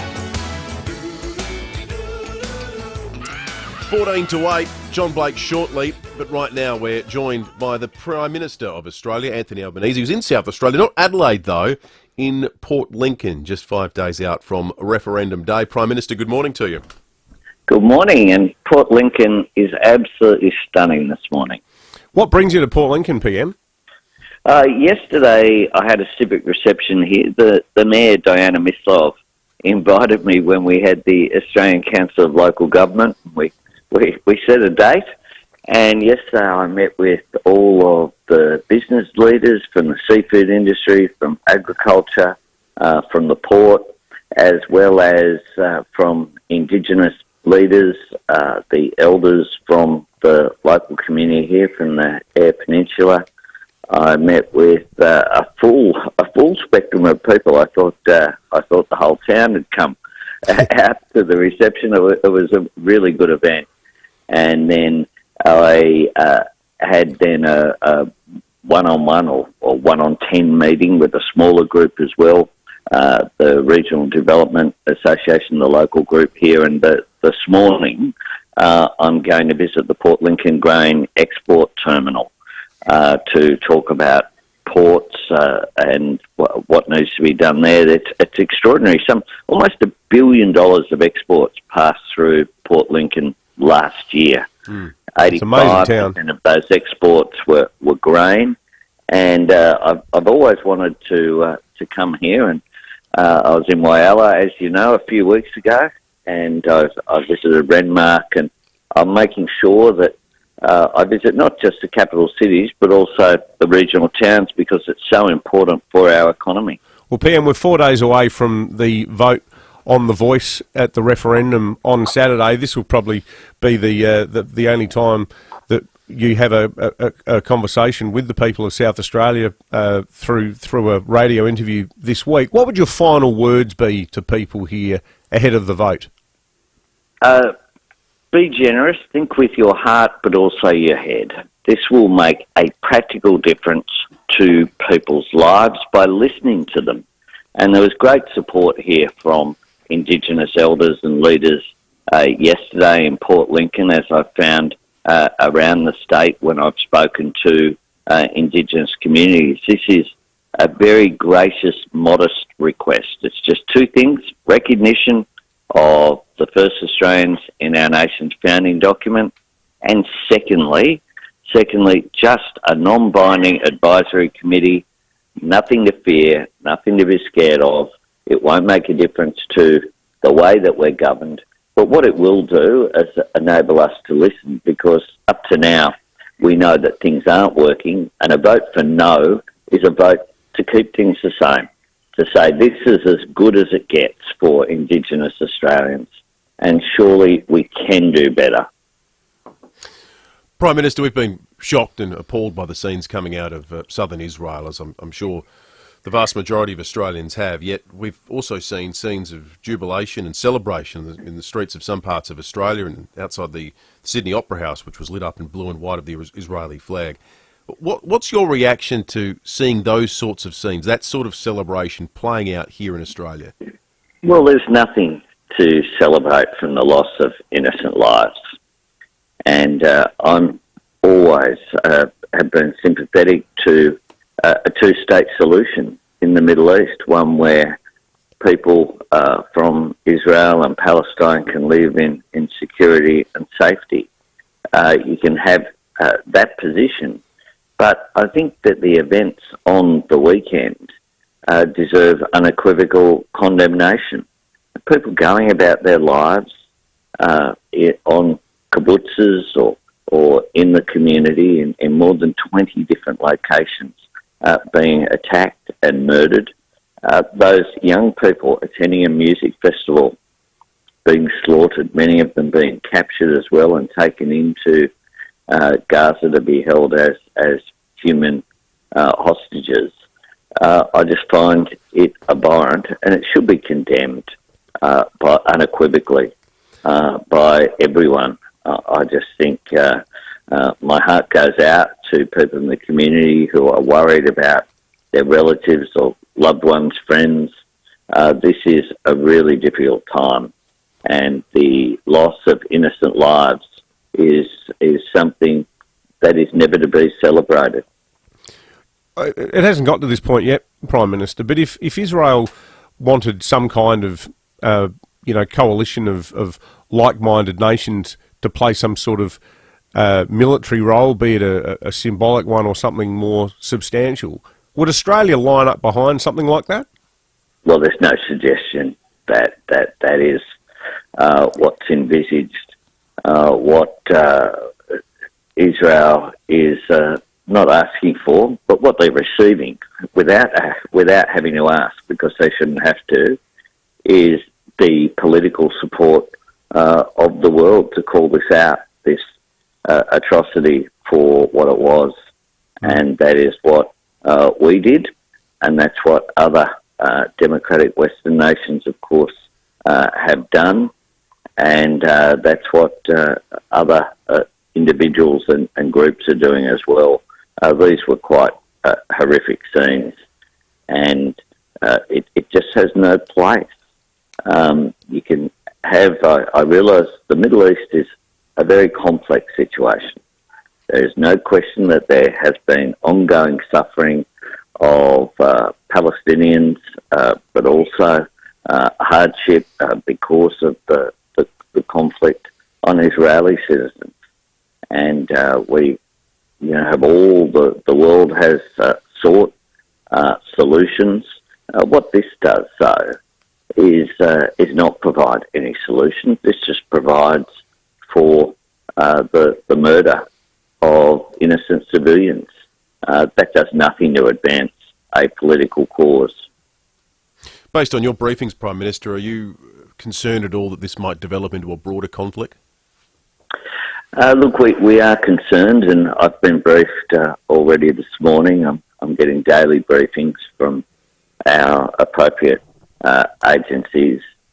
We have very much DFAT are working, the Department of Foreign Affairs and Trade are working on a 24-hour basis to keep on top of the situation. We'll provide a briefing for the Leader of the Opposition this morning, and we want to make sure as well that the interests, of course, and protection, we're concerned about the safety of Australian citizens, many of whom are there in the Middle East.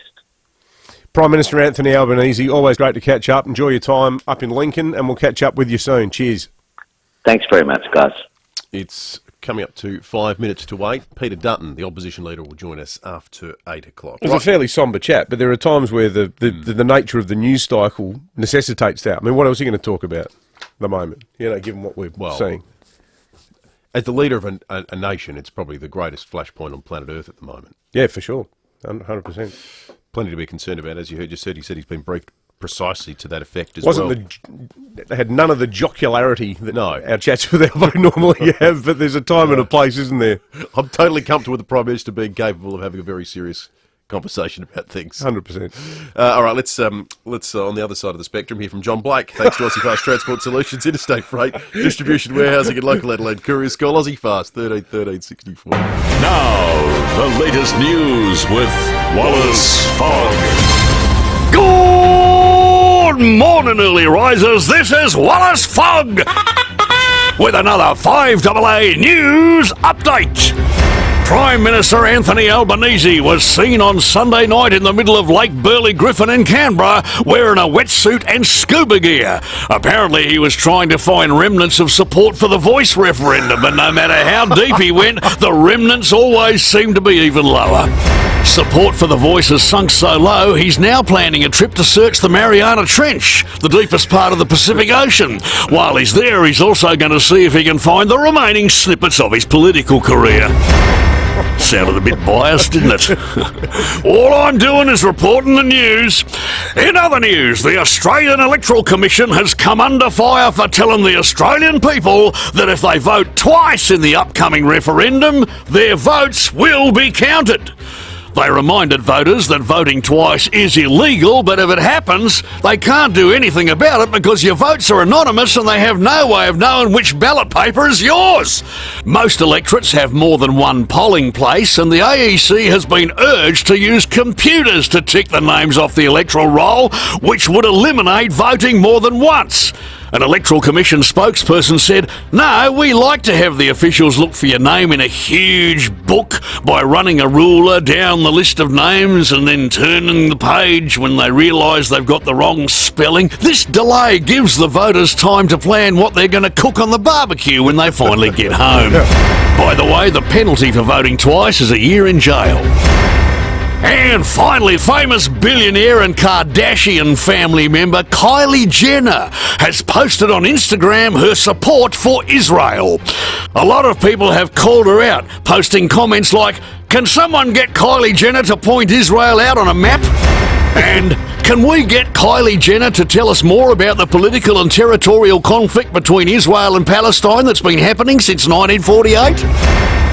Someone else suggested that having Kylie Jenner comment on world political affairs is a bit like asking a 4-year-old to review the philosophical works of Fyodor Dostoevsky and his concepts of 19th century existentialism. Got a bit messy. And that's the news for this Tuesday. I'm Wallace Fogg. More 5AA news coming up at 8 o'clock, or as close as we can get. Vote early and vote often. Who was it who said that? Was it? There's been a lot of... It's an American political thing. Vote early and vote often. There's been a furor about this online. The AEC subsequently came out and said, we cross-reference the rolls against one another. So, yes, the vote will probably be counted twice, but yes, you will be prosecuted. There's some zany conspiracy theories. Oh, my God. We are going to be on the cusp of our very own... The election was stolen, US, because we always borrow every stupid thing the United States does. It's going to happen after this referendum.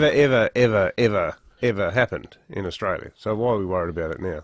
And it's even less likely when you've got to write yes or no. People have never been more siloed than they are now. So anything they hear that suggests there's a world outside of the people they follow on Twitter is apparently earth-shattering news. Oh, you've been got to, Will. Yeah, I know. Big what? Big AEC. Big voter. Yeah, that's right. It's a frightening thought, but what if you lost the capacity to manage your financial affairs? If you're not at the helm, who makes medical or health decisions? Who controls the family trust? From the simplest to the most complex wills and estate plans, Donlan Lawyers will answer your questions and help carry out your wishes. For wills and estate planning, visit donlanlawyers.com. That's donlanlawyers.com. Hindmarsh Square, Adelaide, and Ocean Street, Victor Harbour. When it comes to blinds and curtains, always start with the 3 Bs.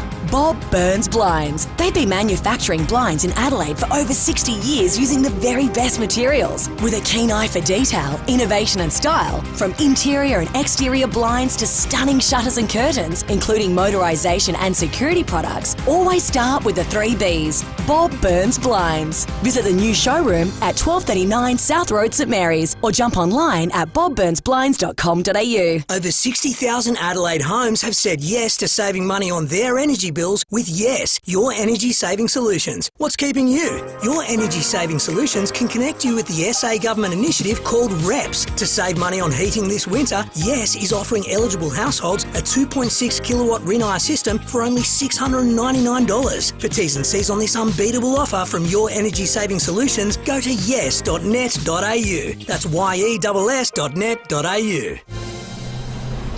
Online, on DAB Digital Radio and on 1395 AM. Talking Adelaide. This is Adelaide's 5AA. Sunny and 26 with the 8 o'clock news. I'm Kendall Brettig. Complete windscreen supply and fit, front, rear and door glass. Proudly South Australian since 1976. Conflict in the Middle East is intensifying as Hamas explicitly threatens to begin executing hostages. It says an Israeli hostage will be killed every time a rocket's fired into Gaza. A desperate father's offered to exchange himself for his wife and 2 young daughters, kidnapped from a home and forced over the border. There are also fears for an Australian woman reported missing in Israel by her friends. Israel's Prime Minister Benjamin Netanyahu says his country's only started its fierce offensive in the Gaza Strip in response to the unprecedented attack. The entire world knows Hamas is ISIS, and we will eliminate it in exactly the same manner that the enlightened world eliminated ISIS. Gaza is under a total blockade with all food, water, fuel and power cut off.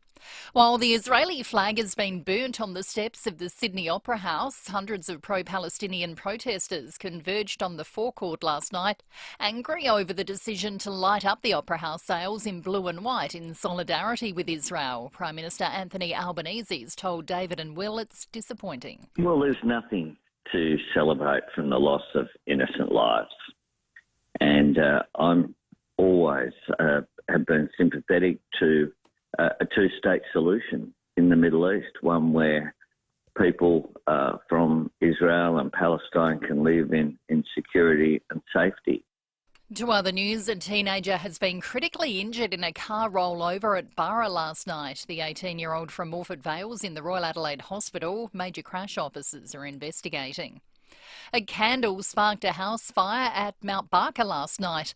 The blaze broke out in Fletcher Road. No one was injured. It's left a damage bill of around $600,000. A Senate inquiry has declared the country's national carrier influenced the government in its decision to deny Qatar Airways more flights into Australia. It's recommending a review be conducted into the matter. Committee Chair and National Senator Bridget McKenzie is pointing the finger at former Qantas boss Alan Joyce, who's said to have intervened in the decision. Latest analysis suggests a lack of detail is the main reason the majority of voters are planning to vote against enshrining an Indigenous voice to Parliament. 22% believe the move would divide the nation by race.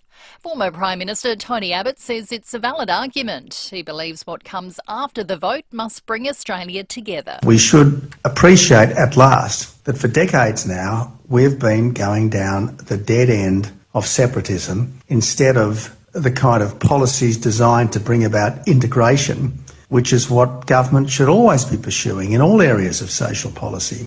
A Harvard University professor won the Nobel Prize in Economics for her research into the gender pay gap. Claudia Golden's only the 3rd woman to take out the prize for her advanced understanding of women's labour market outcomes. Research suggests people who get more light during the day and a limited amount at night are less likely to suffer from mental health issues. Monash University found artificial light from screens could be messing with our circadian rhythm. Associate Professor Sean Kane says we need at least a few hours of light each day. I personally work outside as much as I can, so I'm sitting at my computer outside working for hours rather than being cooped up in my office. If you're outside, even in the shade, you're still getting enough light to have a beneficial impact. Now turning to 5AA Sport. Gliderall Garage Doors, adding strength, safety and style to South Australian homes for over 40 years. Gliderall.com.au. Here's Tom Wren. Thank you, Kendall. Port Adelaide's 2023 season has officially come to a close, with Zach Butters taking out the John Cale medal for the best and fairest last night. The Power are also expected to be active in the trade period, which got underway yesterday, with Fremantle poised to lose more players. Eddie Summerfield reports. 5 players left Fremantle in 2022. This year, Liam Henry has requested a move to St Kilda, and forward Lockie Schultz wants to get to Collingwood despite being contracted for next year. Dockers footy boss Peter Bell. There's a really strong possibility that a deal isn't able to be struck. Port Adelaide's trade period ramps up today, targeting Cat, Asava, Radaglia and Dogs ruck Jordan Sweet, while Essendon is looking to deal with the Power to secure winger Xavier Dersma. Club great Matthew Lloyd telling Wide World of Sports if the Bombers can land all of their targets, they set the bar high for 2024. New Zealand has made it 2 from 2 to start the Cricket World Cup. That's after taking care of the Netherlands by 99 runs in Hyderabad overnight, while closer to home there were domestic wins for both Queensland and WA in the Marsh One Day Cup. Riley McGree has been ruled out of the Socceroos clashes with England and New Zealand after suffering a foot injury while playing for Middlesbrough. Gay Waterhouse's $10 million mare, Alcohol Free, has been chosen as the final runner for Saturday's richest race, the Everest on turf. Waterhouse and co-trainer Adrian Bott also have Hawaii 5-0 running in the $20 million feature at Randwick on Saturday. And the vast majority of Australia's 80 professional netballers have taken to social media, voicing their disappointment with Netball Australia's pay offer. And that's the 5AA Sport. Now to the traffic. Reimagine your home, elevate your life at 88 O'Connell Street Luxury Apartments. See 88o'connell.com. Good morning at Largs Bay, Carvey, parked car on Fletcher Road near Jetty Road. Burst Watermaid at Salisbury Downs, Kings Road near Lakeview Drive, speeds at 40 with the lane closed. While at Waterfall Gully, another burst Watermaid, Waterfall Gully Road near Winter Track, speeds at 25 there. Enfield, large truck has stopped on the side of Grand Junction Road at Main North Road, causing delays. We've got a camera, Lily Street to Blair Athol. More spick and span for less at Big W. Get the Dyson V7 Advanced Origin Stick Vacuum for $399. Save $200. Get more for less at Big W. T's and C's apply. Adelaide's most accurate traffic on 5AA. Can't remember when you had your brakes checked? It's been too long. Call 1300 Automasters now. Sunny and 26 today, warmer tomorrow, 31, a possible shower Thursday, 19, and partly cloudy on Friday, also 19. At the moment, 13. More news as it happens on 5AA. Breakfast on 5AA. David Penberthy and Will Goodings. Jobs, apprenticeships, traineeships and careers. Maxima can help. Learn more today at maxima.com.au.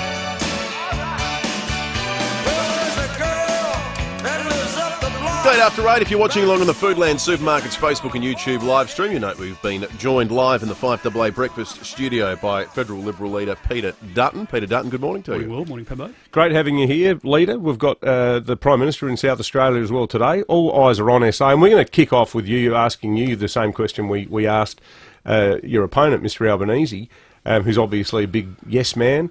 You're one of the most vocal no advocates in Australia. What would your final sort of statement be to the people of SA ahead of the vote this Saturday? Well, Pembo, I think when the proposal was first put, 65% of Australians instinctively supported the voice. They were expecting the detail, and that detail's never been given to them. And I think part of the reason that the Prime Minister's in all sorts of trouble is he just doesn't get across the detail. And if he doesn't understand the detail of the voice, how can Australians understand it? So whilst people instinctively want to do the right thing by people in Indigenous communities, we all want better health outcomes and better educational outcomes and housing outcomes, etc. But it's clear, I think, to the majority of Australians now that the voice is not that vehicle. The design of the voice doesn't start until next Monday, so after the vote's taken place, which is without precedent. We haven't had a constitutional convention, so the merits haven't been properly argued. There's legal ambiguity about what the High Court would interpret, but certainly the breadth of the words mean that the voice would have a say on every aspect of government consideration. And it divides our country.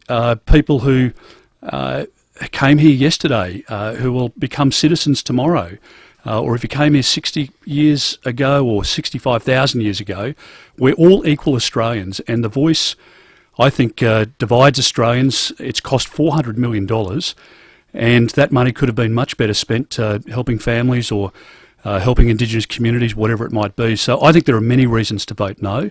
And when the Prime Minister says this is just a mild request and it's just the right thing to do, it's the biggest proposal to change our constitution since Federation. Well, that point you make about the constitution is one that repeatedly comes up from our many listeners who have qualms or concerns about the proposal. We are going to have our own voice here in South Australia regardless of what happens on Saturday. The legislation passed earlier this year and it's going to be set up in February or March next year, but that's involved no change to the Constitution Act that underpins South Australia. If the PM had come to you 18 months ago and said, hey mate, we're thinking about the Uluru Statement and it advocates this voice idea, we don't see that it necessarily has to involve a change to the Constitution. So how about we go for recognition? We have a referendum about recognition, and then we try to have a bipartisan discussion around a draft bill that could create some kind of voice. Would you have been open to that? Well, Pemba, that's the conversation we've had during the course of this year. I've met privately with the Prime Minister. I've engaged respectfully. I've listened to the arguments. I said to him very early on that this is not going to get through on the vibe. My party room won't support something that they don't understand or that is deliberately not being explained to them. And I think that is reflective of the mood of the Australian public at the moment. I think there would be 80% support for recognition of Indigenous Australians in the Constitution, just to recognise the historical connection that Indigenous Australians have with our country, and the Prime Minister's rejected any of that. We've said as recently as the last parliamentary sitting that the Prime Minister should stop or delay this vote because it will divide the country. It's going to take a lot for our country to heal after the 14th of October, and I think the Prime Minister's got to stand up and accept responsibility for the mistakes he's made here. They're now 4 in 10. In fact, almost, I think the number's just about to tip over 50% of Labor voters who don't support the voice. And if he hasn't been able to convince them, how can he convince swinging voters, let alone Liberal voters? Some pretty ugly scenes played out in the steps of the Sydney Opera House in the last 24 hours. A protest or celebration, if you will, of the atrocities that played out in southern Israel. But also there was, I'm not sure if you across the story, a man who turned up with an Israel flag who was arrested and taken away by police. How should that scenario be handled in Australia? Well, everybody accepts the right to protest peacefully, but there's no taste or class or decency in a rally which is chanting F Jews, F Israel, and the scenes that we saw last night in Sydney has no place in our country, and it should be condemned without reservation. There are many Jewish friends, and all of us will have spoken to many within our own friendship groups over the last 24, 36 hours. People have a family connection. There are families here with kids going to Jewish schools who have told their kids not to wear their uniforms to school. And that we would have that level of hate and that anti-Semitism in our country is something that we need to really reflect on. So I find it quite astounding that the police, at least as it's been reported this morning, have moved this person on, obviously of Jewish faith, supporter of Israel.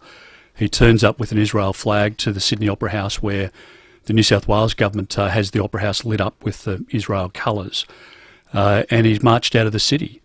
That's his account this morning. Now, I think the Premier of New South Wales needs to provide a proper explanation to this and understand the investigation overnight of the police conduct, because people should be able to protest peacefully.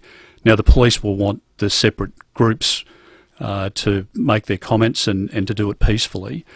But this wasn't something that caught the police or the New South Wales government by surprise last night. It was obvious that the protest was taking place.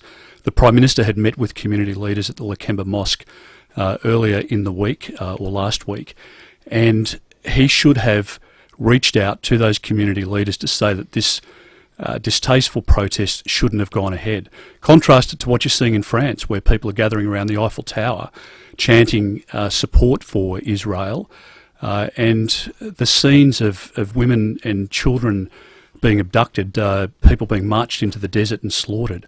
That's the reality of what we're dealing with. This is a 9/11 moment, and the thought that Osama bin Laden protesters, could be lining up here in Australia to protest with joy at the death of Americans after the 9/11 horrors, is something that our country wouldn't accept, and we shouldn't accept it now. 100%. Great having you here, Peter Dutton. We know you've got a packed dance card today here in the best state in Australia. Great to be back, mate. I'm just getting over the Lions loss, so I'm really glad. You didn't mention that. So are we. What about, we were all on board. Yeah, everyone was on board. Any non-Victorian side, exactly. Well, yeah, the double misery too. It was the Panthers win. It was a triple as well with the Roar with the Australian Cup, and the Titans girls went down as well. Yeah, thanks for bringing it up. Thanks, guys. Well, you've pinched one of our favourite sons here, Tom Duday from the Adelaide Football Club, signed on with the Lions yesterday, so your defence has just picked up a lot for next year. There's always next season, right? That's right. That's what they say. Thanks for coming in, Peter Dutton. All right, let's check traffic thanks to Keezer. You're tired of back pain? Time to try Keezer, KIESER.com.au. A couple of best watermains to look out for this morning. You'll find one at Salisbury Downs, Kings Road near Lakeview Drive. Got speeds reduced there. Waterfall Gully, burst water main there too. Waterfall Gully Road near Winter Track, speeds at 25. And an Enfield large truck has stopped on the side of Grange Junction Road at Main North Road, causing delays. Busy Brighton Road, Ackland East with a camera, Penfield Road at Penfield. Win over $2.4 billion in today's USA Power Lotto. Get more zeros in your life with Australia's own lotteryoffice.com.au. Hurry, draw closes in less than 3 hours. Adelaide's most accurate traffic on 5AA. Rowie and Timmy G on the 5AA Sports Show. Last week we all got excited about Clayton Oliver. God, haven't some of the stories about him that are circulating, and we're not going to say them on air because we'll get sued. Did you see Grant Thomas tweet? I mean, honestly, wow. I am so glad the Crows went bum bum. Rowie and Timmy G. Where there's smoke, there's fire. Seems to be a lot to be fixed. But if half of it's true, goodness gracious me. 4 p.m. weekdays on 5AA. Thinking of getting a solar battery? Well, sadly, they're not going to get cheaper like we thought 10 years ago. But the ability to pay them off is incredibly easier now than it was back then. I recommend getting in touch with NRG Solar to get a battery for your home with a 10-year warranty, blackout protection that will save you thousands of dollars, all visible on a simple-to-use app. Enjoy the feeling and benefits of owning a solar battery sooner. Visit nrgsolar.com.au. Now let's see what's in the swear jar at Buy Urban Bathrooms and Kitchens. Boy, that's a cookie jar. Oh, busted. My mistake. Let's see. Here it is. Here's one from Renette, an interior designer at Buy Urban for over 20 years. Renette swears to ensure your dream bathroom becomes a wonderful reality. For a team that swears to deliver on quality and service, see Buy Urban Bathrooms and Kitchens, Adelaide's home renovation experts. Wouldn't mind a cookie. Speak with One Solution and they'll tell you cybercrime is not a big business problem, a government problem, or a small enterprise problem. It's everyone's problem. Ransomware, malware, and adware remain the #1 threat. One call to One Solution will put your business in a safe place. It's the smartest, most cost-effective business decision you'll ever make.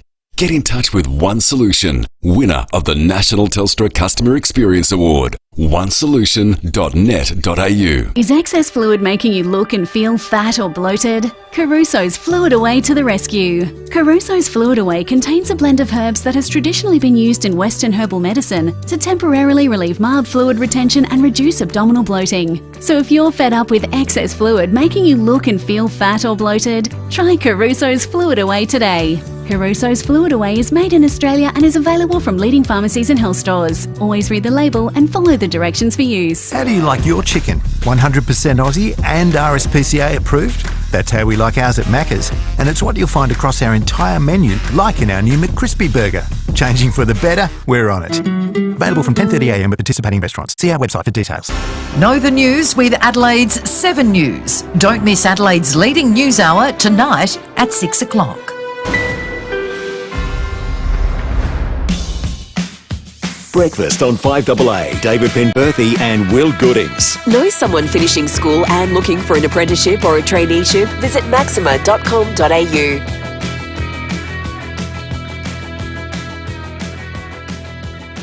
19 minutes after 8, we just heard from the Prime Minister and the Opposition Leader federally. If you'd like to have your say on what they had to say, you can text us on the Duttons text line. Visit Duttons Murray Bridge to check out the Mazda demo clearance. Duttons, easy to do business with. You can call us too on 8223 0000. And as we said earlier, nice the level of attention we get here in South Australia when it's a referendum as opposed to a federal election, because we have a far bigger say in a referendum than we do in a federal election. We're on level pegging with New South Wales, Queensland, this is Victoria, what it feels like. all the bigger states finally getting some federal political attention. A mountain of messages. I think we're not going to be able to get to all of them, but to synthesise them down, I would say that overwhelmingly many more messages in support of Peter Dutton's criticisms of the Voice than the Prime Minister's advocacy of the Voice. Okay. It's time for Breaking It Up. Well, one of the silliest examples of NIMBY activism has centred on the expansion plans of the Forestville Hockey Club. A small but vocal group of critics of the project have attacked it over pretty much every issue you can imagine. Parking, lights, the length of hours of operation, the capacity for private parties to be held there. Most hilariously, they've even claimed that the synthetic surface that's being used for the hockey pitches might give the locals cancer. Now, the club, the Forestville Hockey Club, has done a meticulous job batting all of these claims away, and at its heart, this project has something unique and special, which is that the new playing fields are going to be embedded in Unley High School. It's going to provide all of this new space so that kids can stay fit and exercise. And the good news is, my mail is that there's a lot of smart and intelligent people at the Mitcham Council who have thought this through very carefully, despite a barrage of misinformation from these cashed up middle-class locals who seem to have regarded this as the end of the world as we know it. Now, it's all going to come to a head tonight at the Mitcham Council. A vote is going to be held on whether the council will go ahead and support it to the tune of $140,000 so that this long-awaited project can actually go ahead. We'll report back to you tomorrow as to what the result of that vote is, but it's going to be a significant local story tonight, and good luck to the club, I would say, because it's something that young people need, and fingers crossed that we come back tomorrow with some good news. Hockey 1, Hockey 2, Hockey 3. 22 minutes. That's what you say, isn't it? Well, nice you can say it. Yeah, we can say anything. That's exactly right. Just free country. Words We've put in that random order. We've learned that over the last 20 Jolly hockey hours. sticks. It's 22 after 8. It's time for the most anticipated movie review ever, I think.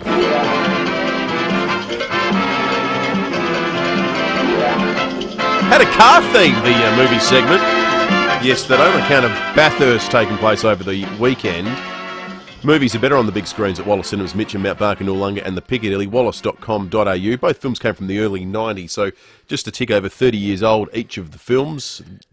When Harry met... No, I was saying Thelma and Louise was one, and it was beaten on the morning by Days of Thunder, which is hilarious. This could be the reviewing equivalent of the time Richard Wilkins gave Snowtown no stars. No stars? He thought it was quite violent. I thought Snowtown was an excellent film, comparably. You mean compared to Days of Thunder? No, yeah, but also compared to Richard Wilkins. I quite liked it. I mean, I thought it was an amazing film. I think from the mid-north, I'm a little bit connected to it, but the actual film itself, I watched and didn't hate it. I would never deign to sort of tell Richard Wilkins how to... I mean, the man's, watched a few movies in his time, but I'll tell him. I would expect to have a level of preparedness going into watching Snowtown. What do you think that it was? may be A bit rom-com? confronting. For crying out loud. It's not a Richard. skiing movie, is it? No. Sort of a buddy film gone wrong. Yeah. Loose, Days of Thunder. Days of Thunder. Tyson and Clarence Gardens won't be happy with this. Well, too bad. Despite the premise of epic NASCAR racing and a predictable final race scene at, of course, Daytona 500, I found it to be extremely thrill-less. The storyline was dull. Nicole Kidman didn't have much of an impact as a love interest, and it wasn't very cinematic at all. The film, though, had two saving graces, the Hans Zimmer soundtrack and Robert Duvall, who played Harry. How good is Robert Duvall? Yeah, Tom Duvall. Cruise's car crew chief. Yes. Oh, this is a good review, Luce. Sorry, continue. I'm about to give it my star rating. Okay. I'm about to give it my worst rating to date. Wow. 1.5 stars. It was so boring. However, It was so boring. I've given 4 movies 2 stars. This is the only one to score less than that. What do they It call was them? so boring. Is the pool line? Is that what they call the extract them? quote? I Pool think- line. I think it's pool quotes. You can imagine Pool that on the quotes. back of the DVD. It was so boring. Lucy Loken, 1.5 stars. It was so boring.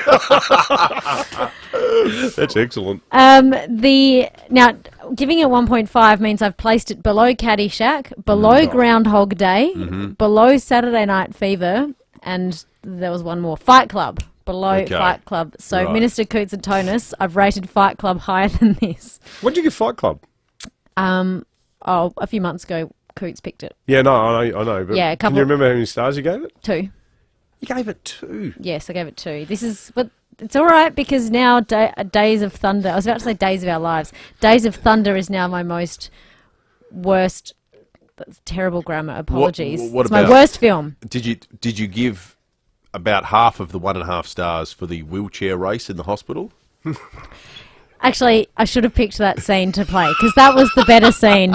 Yeah. So half a star goes to Robert Duvall, half a star goes to the soundtrack, and half a star goes to the wheelchair race in the hospital. Fantastic.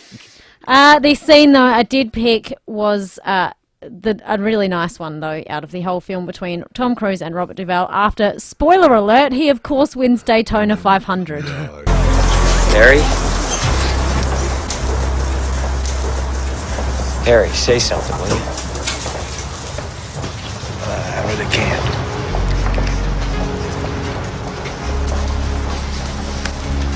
You didn't know how this one was going to turn out, did you? It's like you said, there's nothing you can't do in a race car. We won. We won. Now, can you walk? Or am I going to have to carry you? Where to? Victory Lane. Walk. Hell, Lane. I'll race your ass. Tom Wren just walked past, gave this the chef's kiss and said, I love this movie. Good on you, Reddy. For those who care, I'm going to post a full list of my ratings to date so far. Oh. I think I've done 33 films now. Wow. I reckon this year. Yeah, 33. Are you using this opportunity then to reflect on this whole experiment? Do you regret it? Some weeks, yeah. Like yesterday, you mean? No. Yesterday I had a bit of time to watch it, but some Mondays I've got to 7 p.m. and gone, well, I better start my 2-hour movie now. Oh, no. I'm really enjoying it, and I even had a few people suggest to me to fast forward through this one or skip it entirely, but I didn't. Well, watch the whole thing. I suggested to you they actually lie and just Google a review of it, paste it as your own, and watch Thelma and Louise, which is a great movie instead. Hey, it's a democracy. The integrity lives on each I know, week. you're a woman of principle, Yeah, Luce. exactly right. I'll post all the ratings on the 5AA Breakfast Twitter page for those who remotely care. Good on you, Luce. 5AA News is coming up. Back with more shortly. How easily could you save hundreds off your energy bills? That easy. Switch out your gas or electric hot water system for an energy-efficient heat pump with EcoVantage. Then sit back and save up to 70% on your water heating costs. And get it supplied and installed for as little as $0, thanks to government-facilitated subsidies. Yep, new hot water system from $0 that saves you hundreds. Pump your energy bills down with ecovantage.com.au. You've decided to build? It's exciting stuff.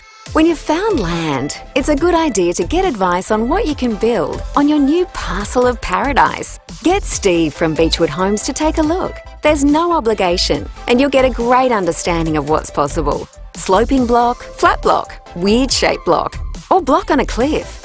Speak with Steve from Beechwood Homes for all the possibilities. Life's good. It's even better in a Beechwood home. Google Beechwood Adelaide. G'day everyone, Cornsey here. Now, I know a great team when I see one, and the South Australian hydraulic team I rate the highest is BL Shipway. I've known them for a long time. David Shipway's one of the best blokes you'll ever meet. BL Shipway, they've been looking after your hydraulic and pneumatic needs since 1953 with brands like Ryco, Rexroth, Enerpac, Hydac, Oilpath, EasyFit and many more. And if you can't get to them, they'll send a Ryco 24/7 van to you anytime, anywhere. blshipway.com.au, the South Australian team you can count on. Get into Ranella Mazda for a huge range of BT50s. New or demo or reduced, in stock ready for immediate delivery. With $2,000 of genuine Mazda accessories with every new BT50 sold. Hurry, only at Ranella Mazda, Main South Road, Ranella. LVD 152780. 5AA Breakfast is streaming live right now. To watch, simply head to 5AA on Facebook or YouTube. This is Adelaide's 5AA. Sunny and 26 with the 8:30 news. I'm Kendall Brettig. Chipped windscreen? Complete Windscreens can repair it from just $99. Look for the big red koala. The Prime Minister says he's being briefed on the unfolding situation in Israel and trying to confirm the welfare of Australians in the country. There are concerns an Australian woman's missing. Hamas is now threatening to publicly execute an Israeli hostage every time a rocket's fired into Gaza. Anthony Albanese has told 5AA Breakfast he's worried the situation in the Middle East is becoming even more dangerous. The Department of Foreign Affairs and Trade are working on a 24-hour basis to keep on top of the situation, and we want to make sure as well that the interests, of course, and protection, we're concerned about the safety of Australian citizens, many of whom are there in the Middle East. While the Biden administration says more support will be sent to Israel amid a threat to the US. Here's Jonathan Kersley. Hezbollah in Lebanon has issued a direct message to the United States of America. It says Palestine is not Ukraine, and if the US becomes involved directly, US positions will become a target for Hezbollah attacks. US President Joe Biden has been briefed again by his senior national security officials at the White House and will talk to allies this afternoon, updating them on the unfolding situation in Israel. The White House has said there will be more support on the way. Today, Israel's defence attaché was seen at the Pentagon for talks with senior-ranking defence officials. Amid reports, officials in Washington, D.C. expect Israel to request more munitions. While the Jewish community is being warned about their personal safety, members were warned to stay away from Sydney's CBD last night as pro-Palestine protesters marched through the streets. Hundreds gathered to rally against the decision to light up the Opera House in the colours of the Israeli flag. Sarah says it should have been a time for the community to lean on one another. We had an opportunity last night to go and stand together and be another Jewish rally was organised to the eastern suburbs and was cancelled because the police couldn't protect us. To other news, both Australia's political leaders are in SA today campaigning ahead of Saturday's Voice referendum. Latest polling suggests it'll fail. Opposition leader Peter Dutton has told David and Will it's due to a lack of detail. Whilst people instinctively want to do the right thing by people in Indigenous communities, we all want better health outcomes and better educational outcomes and housing outcomes, etc. But it's clear, I think, to the majority of Australians now that the Voice is not that vehicle. And teenagers in a critical condition in hospital after a car rollover at Burra in the state's mid-north last night.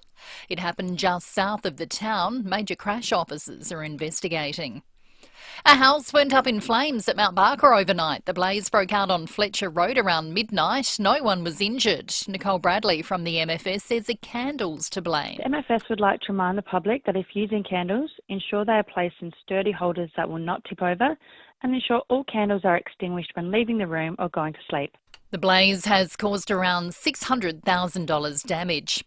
And Adelaide will be all shook up next year when Elvis, a musical revolution, comes to Her Majesty's Theatre in April. Producers are keen to look at local talent to cast a young Elvis for the Adelaide run. Young Elvis performs song and dance numbers as well as a number of dialogue scenes. Now turning to 5AA Sport. Gliderroll Garage Doors' new Platinum and Native Series sectional doors are here. Gliderroll.com.au. Here's Tom Wren. Thank you, Kendall. Footy first, and Zach Butters has won Port Adelaide's best and fairest count ahead of last year's winner Connor Rosie overnight. Meantime, Collingwood Premiership midfielder Tom Mitchell has opened up on his decision to leave Hawthorn at the end of last season. Speaking on the Ball Magnets podcast, the 30-year-old says he was consistently singled out in team meetings by the Hawthorn coaching staff. There was a game review where there was something like 5 or so clips of just me, and there was a few that were fair, but I got barreled this meeting, all 5 clips, that was the meeting done. And I walked out of that thinking, are you serious? Like, this is unprofessional, unfair. To cricket, New Zealand has jumped to the top of the World Cup standings following a 99-run win against the Netherlands in Hyderabad. Bowling all-rounder Mitch Santner was awarded man of the match after blasting an unbeaten 36 off only 17 balls before taking 5 wickets. Well, while rookie Oscar Piastri continues to make an impression in Formula One, Australia's next motorsport talent is turning heads. Jack Doohan is currently ranked 4th in Formula 2 with 2 race wins to his name this season. His father, 5-time MotoGP champion Mick Doohan, has told Today they're hopeful he'll secure a spot on the F1 starting grid in the next couple of years. Unfortunately, there's only 20 seats in Formula 1, so he's knocking on the door, but we need to find a door to open for him, and that could happen just one weekend like we've seen with Daniel Ricciardo. Yeah, sounds exciting. And cricket, squash, flag football and softball as well as baseball are being recommended for inclusion at the Los Angeles Olympics. And that's the 5AA Sport. Now to the traffic. Reimagine your home, elevate your life at 88 O'Connell Street Luxury Apartments. See 88o'connell.com. Couple of burst waterways to look out for today. You'll find them at Salisbury Downs, Kings Road near Lakeview Drive, speeds at 40 with the lane closed. Another one at Waterfall Gully. This one's on Waterfall Gully Road near Winter Track with speeds at 25. And Glenside, urgent civil works on Port Rice Road near Greenhill Road. Pretty slow at the moment. South Road at Theberton, quite busy. Main North Road at Enfield. And look out for a camera. Exeter Terrace at Dudley Park. Collisions with stationary objects are common in SA. Please drive safely. Search Amy Crash Index for more. Data sourced and analysed from Suncorp Group's network of brands, motor insurance claims in FY23. Adelaide's most accurate traffic on 5AA. Can't remember when you had your brakes checked? It's been too long. Call 1300 Automasters now. Sunny and 26 today, warmer tomorrow up to 31, a possible shower Thursday 19 and partly cloudy on Friday also 19, at the moment 15. More news as it happens on 5AA. Breakfast on 5AA. David Penberthy and Will Goodings. Know someone finishing school and looking for an apprenticeship or a traineeship? Visit maxima.com.au. 23 to 9, we've got some more spots on the short list for Paul McCartney. 18th of October, what are we? Just over a week away from that concert at the Adelaide Entertainment Centre, thanks to Frontier Touring. 2 A reserve tickets valued over $800. We'll play a little bit of Paul McCartney between now and 9 o'clock. Be the first caller through when you hear it to be put on the short list. It'll be very obvious. That's coming up shortly. Someone on the Duttons text line simply wrote, and I think lovingly, "You suck, Lucy," from Tyson. Well, that's Tyson, the mad Days of Thunder fan. Guy sent in a really good text. Coots picked it, he says. Coots picked it. I love living in South Australia, where a movie reviewer can refer to a minister in the government as Coots, and we're all completely okay with it. How lucky are we to live here? Cheers, Guy. I've had a profound number of how lucky are we to live here moments the last 2 days. Well, the thing too, like, Peter Dutton wanders into the studio and off here it's like, "Hey, Dutch, how you going? Yeah, good, Pemba, how are you? You know, g'day, Will. How's life? Yeah, not too bad. Travelling around a fair bit." And, you know, before Albo's coming on, like, you know, he wandered into the studio. Like, it's a very... Yeah. We are blessed to live in a country where we can have that kind of... No one's doffing their forelock, standing on ceremony. You know, we keep it respectful on air, Prime Minister, leader, etc. But, you know, I think we're not a sort of up ourselves country. You know, like people in the Middle East, obviously, right now, you just look at it and you shake your head. But we're lucky, as Guy says, to have that level of laconic engagement with our political leaders. Like this text from Frank from Rostrevor as well, in the Dutton's text line. He says, "Morning, gents. Yesterday I received the yellow pages, which I dutifully put in the recycle bin. Does anyone still use the yellow pages? Have a good day." Anyone still using the yellow? I didn't even know it was still being distributed. Yeah, I wouldn't have got a yellow pages for. No, I can't I remember can't getting actually one. remember getting one forever. No. I didn't know they were still in existence. Are you sure someone, Frank, didn't drop off their old yellow pages at your house? Anyone got a yellow got one for pages about 10 recently? years. No. There's a lot at of things least that have 10 gone years. the way of the dodo, though. I can't get by without a written diary. I never use an electronic diary. I write down everything I'm going to do in handwritten form. Otherwise, I feel like it's not actually happening. And I hate it when I'm catching up with friends for a coffee or something, or a beer, and they'll send like a meeting request. Yeah. Do you have people who do that? Yep. What? I don't mind it. I like it because I hate it. I would never remember to look at my diary. What is this? Are we having a whip? Diaries require you to look at them. At least with the notification, it can just scream in my face that, by the way, your meeting starts in 15 minutes. The written word has an authority that, you know, something Not to popping me, it up doesn't. in your Outlook I calendar forget to doesn't. read my by totally lacking in authority. Hey, we got written read. Stacey on the line. Our good mate Stacey from Richmond. Hey, Stacey. Good morning, boys. I got my yellow pages on the weekend. They're a lot smaller, and you can't even read them with my glasses on. Yeah, because it used to be like a doorstop, the yellow pages. Yeah. You know, it was in 2 sections. It was so Definitely. big. Maybe businesses now, maybe some businesses could let us know. Maybe it's small because the businesses have to actually actively contact the yellow pages and say, we want to be in it. Well, you pay money, I think. Yeah, right. So that would explain it. So it sounds like it's gotten too small to be of any use anyway. Dave in South Brighton has called in, not on the yellow pages, but another matter. Dave, good morning to you. Morning, guys. I heard that Wallace Fogg thing talking about crossing names off paper books when you're doing the voting. Me and my wife did the early vote last week, and it was all done on a laptop for us. Oh, was it? Really? Yeah. We did it down at Brighton in the surf club there. Yeah, right. And they found our names on a laptop because we actually commented about it. Oh, that's good. So, I'm glad they're doing saying, that. wow, yeah, it's about time. Yeah, we made the comment when we left. Because So- it always used to be that big electoral roll and you'd say your name and it'd go down with Get a the ruler. ruler. Yeah, and that's right. It's always been a bit of a joke, really. You know, you can go to 50 million booths if you want and, you know, put as many votes in if you're really that way inclined. It's bad enough for them to do it once, but, you know, there are some people get pretty serious. You know what, Dave? So it was, this time was on a laptop.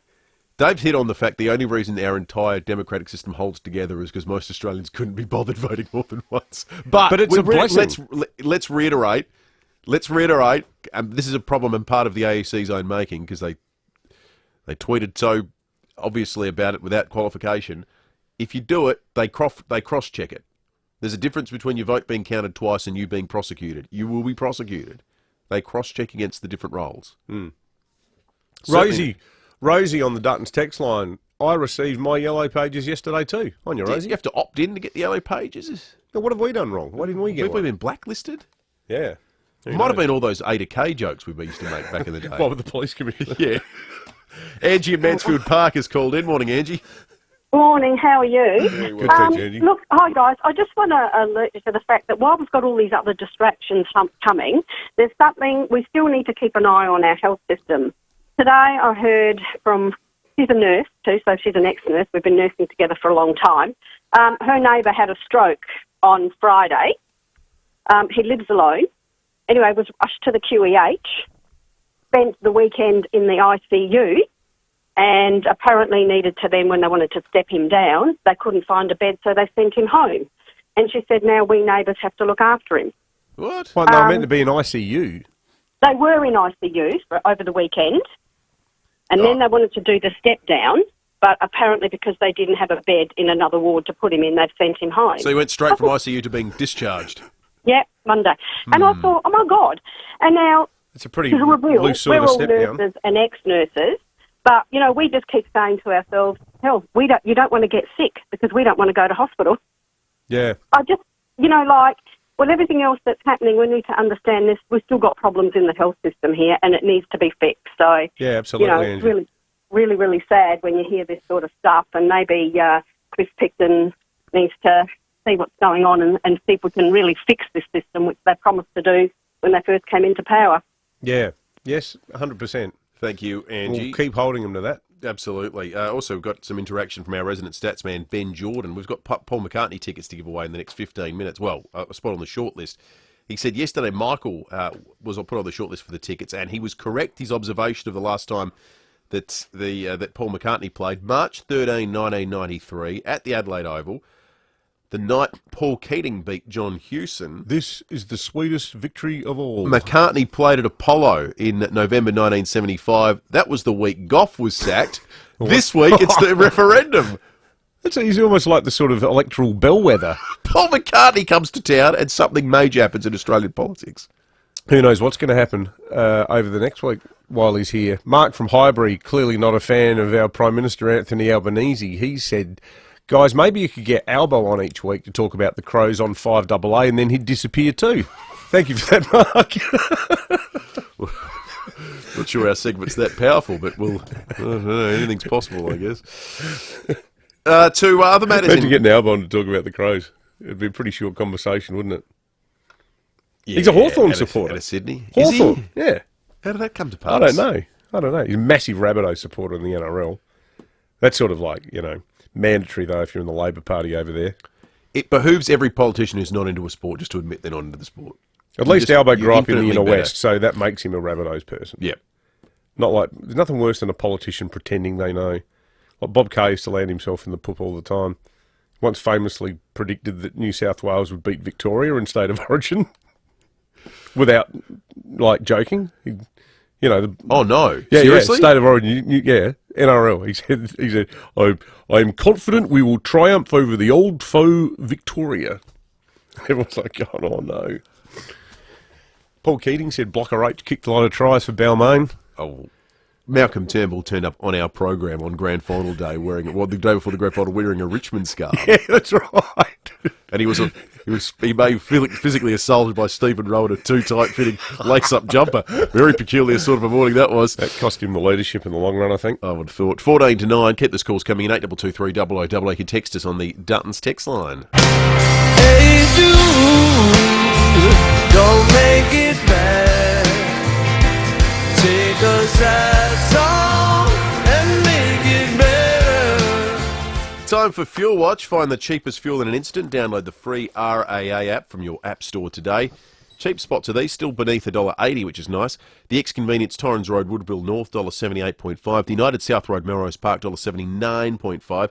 The Mobile Commercial Road, Shido Park, $1.79.5. The Ex-Convenience, Hamilton Terrace, Newton is $1.79.5. And diesel, the Liberty Petters Crescent, Regency Park is the cheapest we've been able to spot with the RAA app at $2.06.9. Now, we played a little bit of Paul McCartney a moment ago. Deborah had the fastest fingers in Adelaide and called 8223 0000.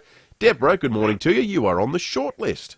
Oh, thank you very much. I'm very excited. Have you ever seen Sir Paul before, Deborah? Oh, yes. I actually took my husband to Sydney to visit our daughter and surprised him and took him to the concert for his birthday when he was there. So wow. Very, very lucky. How generous my daughter was the fastest fingers in Sydney that day getting tickets for us. Oh, hang on. So this could be you winning them in multiple states? Could be. Could be with any luck. How exciting is that? It must be genetic. Yeah, it could be, yes, but she gets all her talent from her mother. Let me tell you. Oh, good on you, Deborah. You are on the short list. You could well be off to see Sir Paul McCartney again, this time, though, here in Adelaide. We're going to check traffic and come back with Behind Closed Doors in just a moment. If you're tired of back pain, try Kiesa. KIESER.com.au. Thanks, Will. A couple of burst water mains to look out from the driving today. You'll find one at Waterfall Gully Road near Winter Track, speeds of 25 there. And another burst water main at Salisbury Downs, Kings Road near Lakeview Drive. Good lane closure, that one.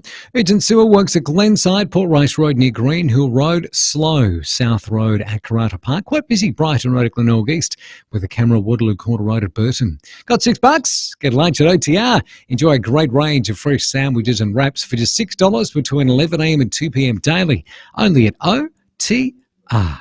Adelaide's most accurate traffic on 5AA. On 5AA Mornings today, we'll speak with the former Israeli ambassador to Australia in Tel Aviv, and the SA Friends of the Palestine Association will join me as well.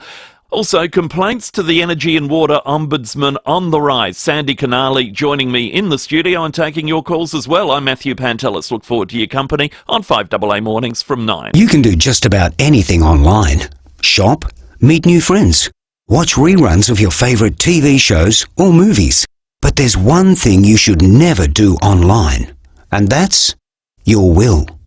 From the simplest to the most complex wills and estate plans, Donlan Lawyers can answer your questions and help carry out your final wishes. For wills and estate planning, visit donlanlawyers.com. Hindmarsh Square, Adelaide, and Ocean Street, Victor Harbour. When it comes to blinds and curtains, always start with the 3 Bs. Bob Burns Blinds. They've been manufacturing blinds in Adelaide for over 60 years using the very best materials. With a keen eye for detail, innovation and style, from interior and exterior blinds to stunning shutters and curtains, including motorisation and security products, always start with the 3 Bs. Bob Burns Blinds. Visit the new showroom at 1239 South Road, St Mary's, or jump online at bobburnsblinds.com.au. Now, are you a cask water drinker? Do you make the regular trek to the shops to haul those heavy boxes home? Oh, yeah. We talk about back pain. Trying to balance 10-odd kilos on one side and the groceries on the other. Then there's the cost. Nowadays, a cask of water sets you back well over $5. Lasts maybe a week at home or in your office, and that's if you're lucky. And it all quickly adds up to hundreds of dollars over the year. If you want clean, refreshing drinking water without the hassle, switch to PuraTap. Once you're all set up, it's about $6 a month to maintain for unlimited, fresh, clean drinking water on tap. They're great and they're affordable and they look good, so don't waste time, plastic and money on cask water and bottles. Do what I do. Get the taste without the waste and switch to PuraTap. It's easy to get set up and you won't believe the price because they're on sale right now with PuraTap's spring sale. So switch and save today. Give PuraTap a call on 133 502. How do you like your chicken? 100% Aussie and RSPCA approved? That's how we like ours at Macca's, and it's what you'll find across our entire menu, like in our new McCrispy burger. Changing for the better? We're on it. Available from 10:30am at participating restaurants. See our website for details. Breakfast on 5AA. David Penberthy and Will Goodings. Jobs, apprenticeships, traineeships and careers. Maxima can help. Learn more today at maxima.com.au. 9 to 9.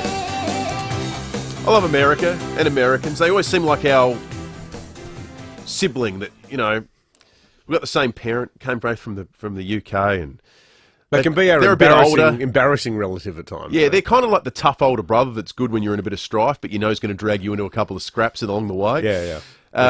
So we like to poke fun at them, and like it all comes from a place of love. But they are stark raving mad with the rankings of the most attractive accents on planet Earth. Did you hear this? The story's been playing in 5AA News across the morning. They asked 1,000 Americans, played them audio tracks. A big study that happened in the United States about the most attractive accents on planet Earth. Do you know what came in number one? Well, given the setup, I'm going to guess it's something completely inappropriate like German. No, it's Australian. What am I going to do? I mean, I'm going to kill myself just walking down the aisle. Here's your statue, Mum. Oh, what for the love Now, of God the Yanks love our accent. They do love our accent, okay? But it's not just us. Coming in second place. Now, I think these are distinct, obvious and enjoyable accents, but most attractive is an interesting qualifier. The Scottish accent came second. Over the back of us here, we've got the Eildons. One of the most famous landmarks on the borders. It's 3 hills. Great accent. And the myth is that Merlin, the magician, split one hill into 3 and left the 2 I think the hills Scottish at the back accent's of us, attractive. Really attractive. I love it. I love it on women. It sounds great. The female Scottish accent's excellent. The London accent came in third. When you talk like a true Londoner, you've got to change some sounds. For example, we don't use H's. So here, who, sound like ear and ooh. Some TH sounds. If you gave me 1,000 guesses at what would be, I would have thought some version of English and accent with some Latin flair, or some French person's accent. Surely French wins, doesn't it? Isn't it sort of no contest? It blows my mind these were the top 3. No disrespect. Brazilian Portuguese is pretty good. Like, you know, you think about Astrid Gilberto in Full Flight, you know, João Gilberto, Tom Jobim, all of those singers from the Bossa Nova period. I do feel for the people of Birmingham though, because The Brummie accent came in last place. I love my football, and this season I feel like it's been my best year. I feel like I've matured properly as a player. Came in last. Sounded like Jamie Tart from Ted Lasso. Someone's about to tickle your fancy. Mary has called in. Mary, good morning. Now, I was just afraid that you two wee chuchters were going to take the mickey out of my accent. Don't you dare. Oh, be still, my foolish heart. We've got a Scottish woman on the line. Well, I've only been here for 65 years, though. Yeah, that's why you sound so ochre, I guess. You've blended in impeccably, Mary. It's barely discernible these days. Thanks, boys.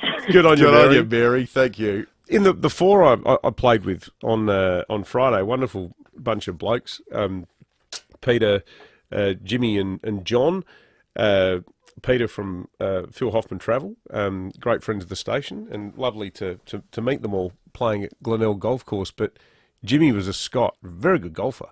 But he had the crazy, thick accent. It's a great accent. And I said, how long have you been in Australia, mate? He goes, only 35 years! He still sounded like Billy Connolly. The problem is, poor bugger probably goes back home and they all tell him he sounds like Crocodile Dundee. All right, sub for John Blake and Behind Closed Doors, thanks to Aussie Fast Transport Solutions, Interstate Freight Distribution, Warehousing and Local Adelaide Couriers. Call Aussie Fast 13 13 64. And when we get behind closed,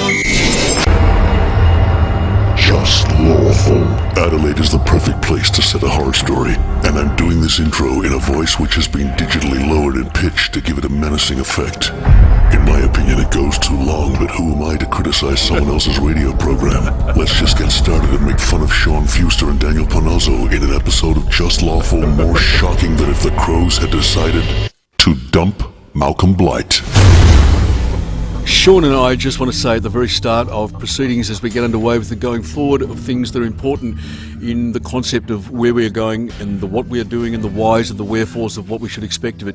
We are very excited about our upcoming live event, which has been in the planning for some time, Sean. Yes, it has, Daniel. Behind the scenes, there have been things going on, the planning, the interviewing, the gathering of ideas. That's right, Sean, and this goes back a long way, not only behind the scenes, but before we even had scenes. And as you know, some of these episodes of Just Lawful are pre-recorded, and so by the time you're hearing this, we should be well on the way to launching our live event. Yes, that's right, Daniel, but it's probably pointless to say by the time you hear this. Yeah, you are right there, Sean, because that really means nothing to people listening, because this sounds live to them, even though we pre-recorded it, so they don't know that things have moved forward after we recorded this. That's right, we know we're pre-recorded, but the audience doesn't, and so we should treat it as if we are live. That's right, but by the time you hear this, we'll be pretty much ready to go with our live performance at the Norwood Concert Hall on Wednesday, the 1st of November. You can get tickets at humanitix.com. That's right, and basically, it's an interactive episode of the show. That's right, we're constantly amazed that this show is used as part of the South Australian school curriculum in high schools for students who want to study law. That's right, Daniel. It just blows Sean and I away. Yes, and it's just lucky that they don't use these episodes to teach grammar. Very lucky, Sean, just between you and I. You and me, Daniel. That's right, just the two of us. We'll have Sean Fuster on the program tomorrow morning. Thanks to all your contributions on the Foodland Supermarkets Facebook and YouTube live stream. Scott from Modbury may have solved the issue, reason why we feel we've been blacklisted by the Yellow Pages. He says, boys, do you still have a home phone number? That might be why no book. That makes perfect sense, Scott, because the last time I reckon I got one was when we moved into our house, which is about, 12 years ago, and there was still a landline That then, would be it. That and makes there was sense. a Yellow Pages in the house. But we got rid of the landline almost straight away. Yeah. Haven't had a Yellow Pages since. We haven't had a landline forever. No. Scott, you've solved it. Well done, Scott. Magnificent work. We're out of time. Matthew Pantelis is coming up very, very shortly, and we will catch you tomorrow morning from 6 o'clock.